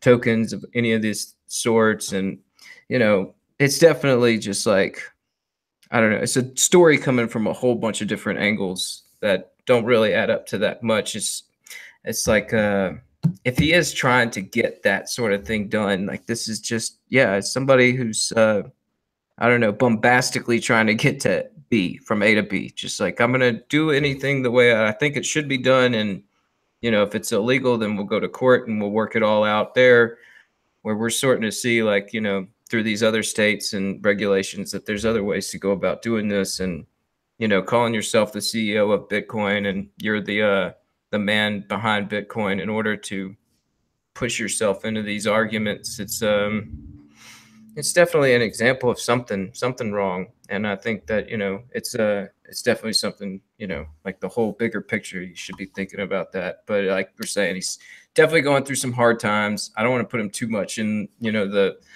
can or whatever, but like, it's definitely something where he's asking for Bitcoin at this point. And, it's probably the only reason we're really talking about it.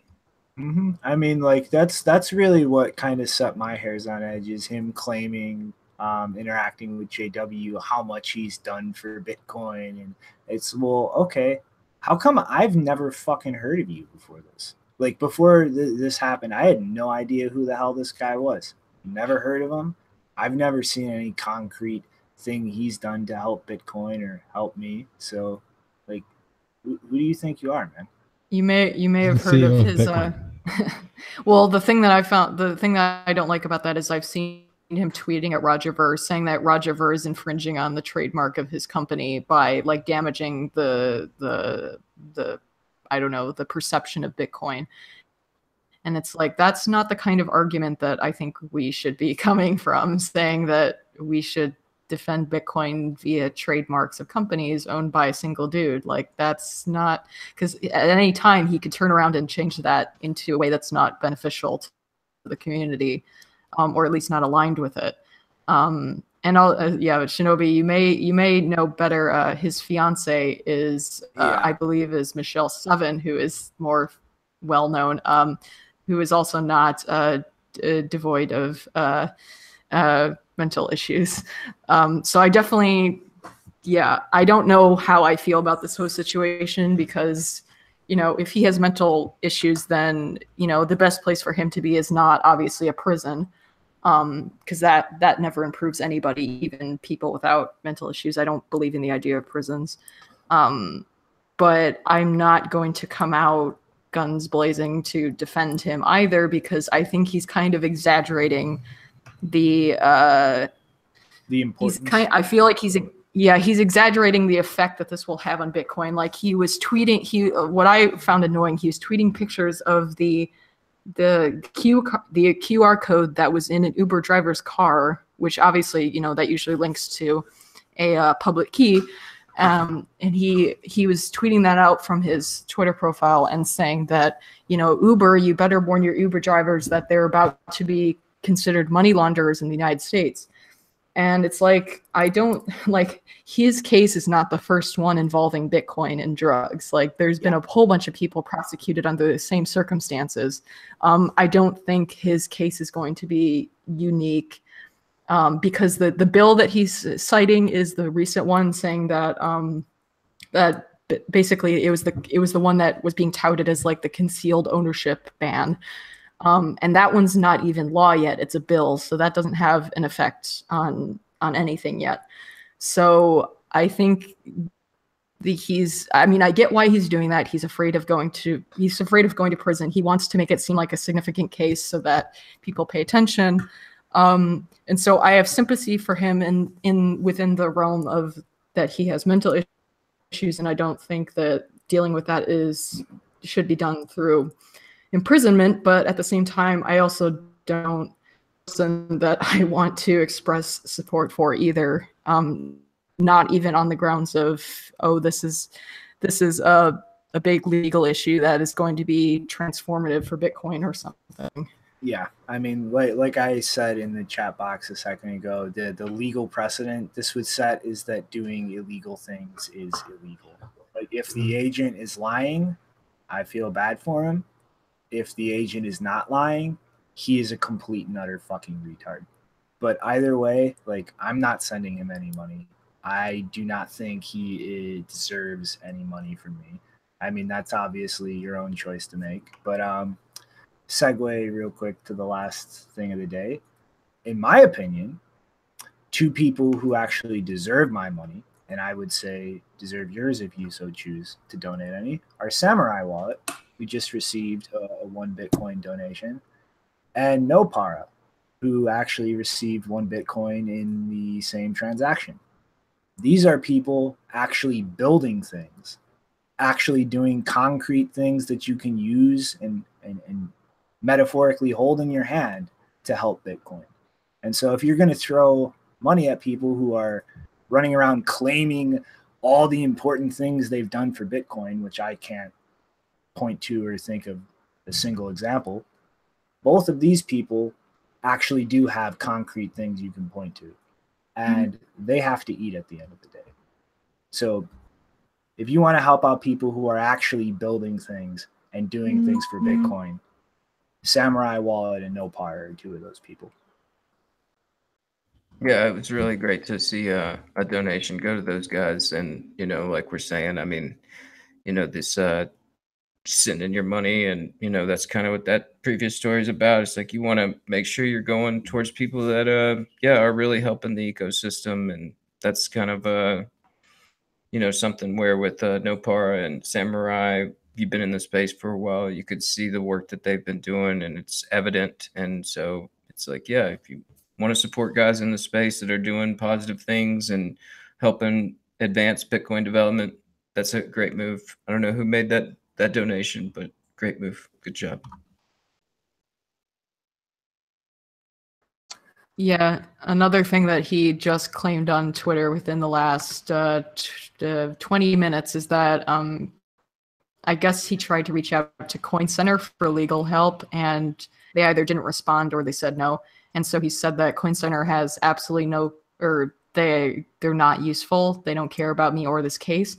Well, I like to remind everyone that Coin Center actually is working about the very bill that he's claiming is going to be used, or it's going to be useful in this case, which is the S1241. I don't remember which number it is. Anyway, it's the amendment to the anti-money laundering rules, saying that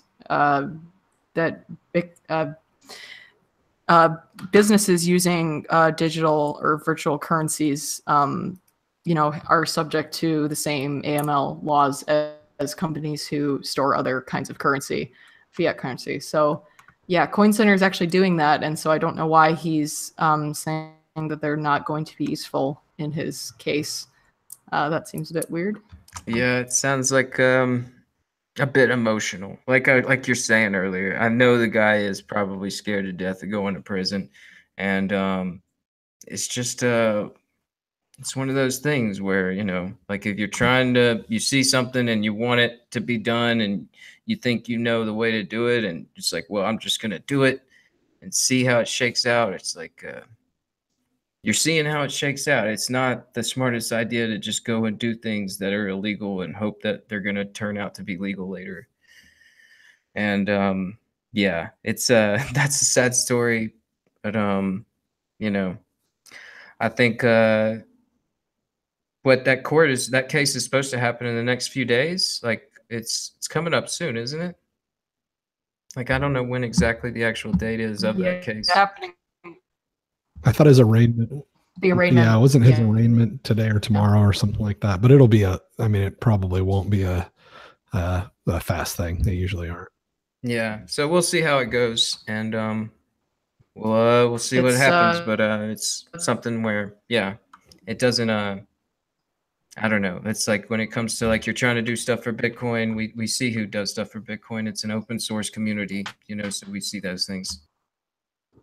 Yeah, the arraignment is 2 p.m. at some courthouse in San Diego tomorrow.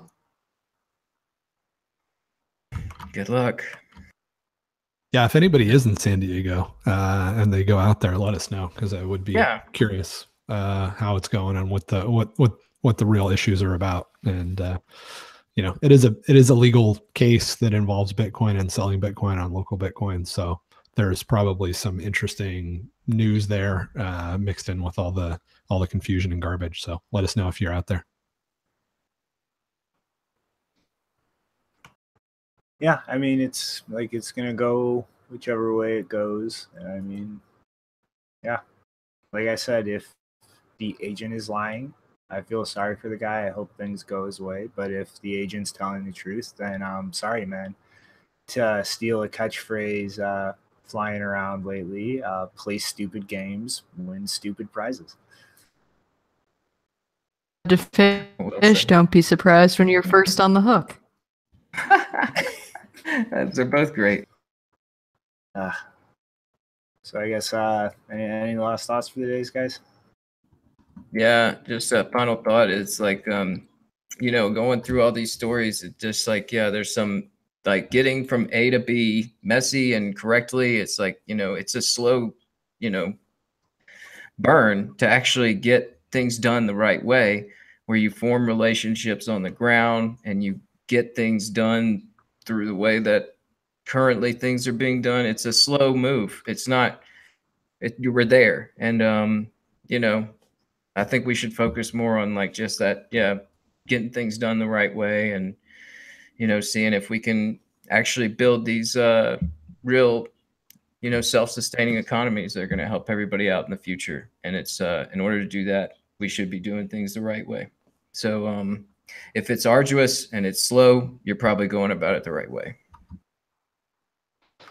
My final thought is, woohoo, Segwit. It's awesome. I mean, as much as I hate Coinbase, it's awesome that they implemented Segwit. I'm glad Bitfinex did. Hopefully we'll see some Lightning stuff soon with those guys. I imagine it'll be with Bitfinex first, but yeah, it's great news. It was a brutal battle. You know, Segwit got implemented, but we still had to wait for some of the major players to implement it on their side. Some of the big wallets and the big exchanges. So this is a very good day for Bitcoin, and yeah, rock on. Okay, you're gonna need to explain this first one to me, Janine. I don't get it. You don't know what the marshmallow test is? I can explain what that is. Okay, so the marshmallow test, it's kind of it's like one of those classic psychological experiments where I don't know, because I've read some like counter arguments about it, but basically the premise of the experiment is if you put a child in a room and you put a marshmallow on the table and you tell them you can eat the marshmallow now, or you can wait until I come back 10 minutes later and I'll give you 2 marshmallows. And basically the story of the test is that the kids who are That's cruel and unusual punishment. I've done this to about a dozen kids like 10 years ago, and the results are actually surprisingly good.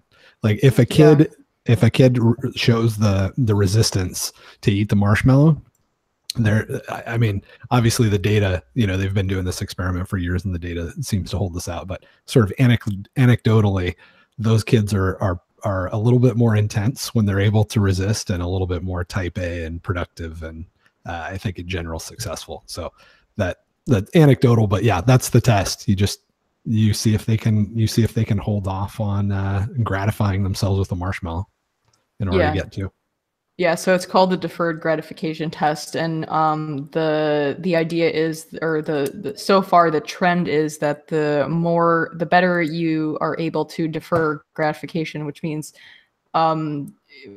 wait for a longer period of time before you receive rewards, then you're more likely to be successful, because generally the most successful people are people who are able to defer gratification, wait for long-term goals and things like that.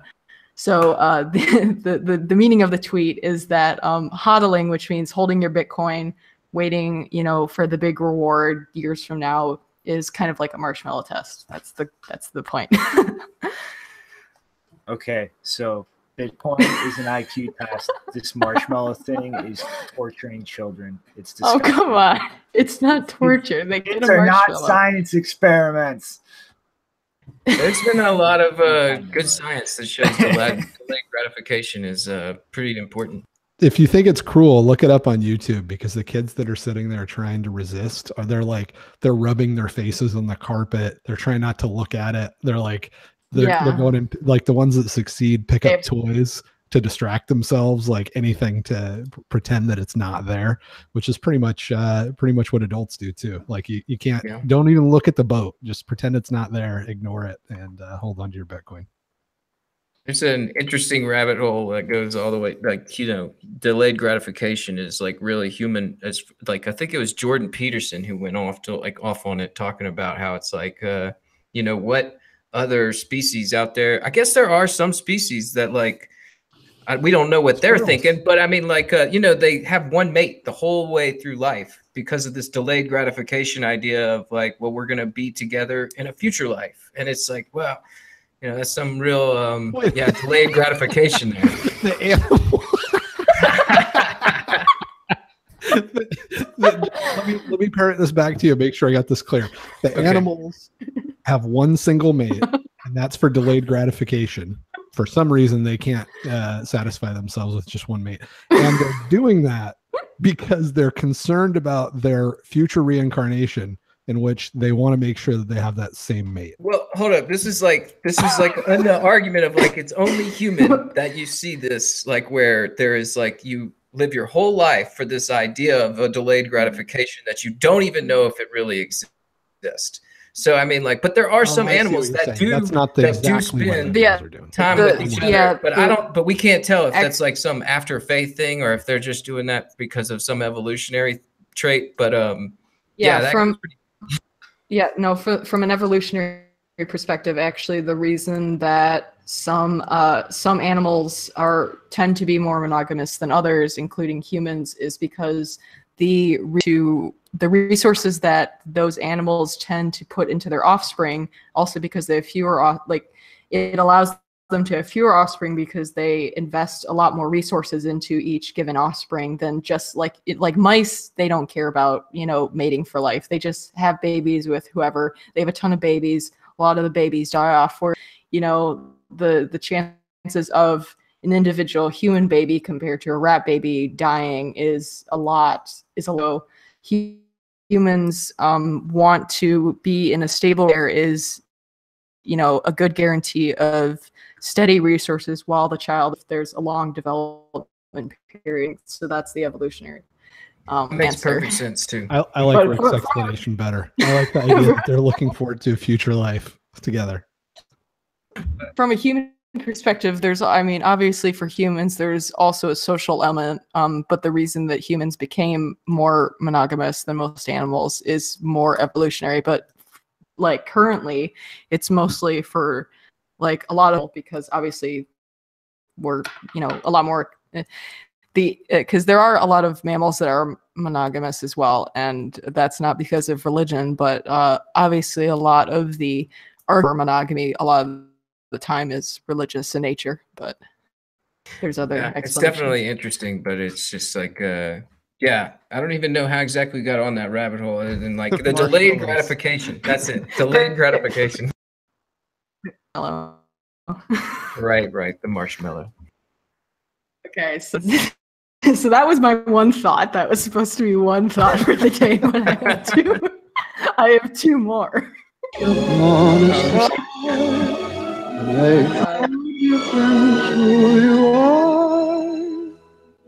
Anything your heart desires will.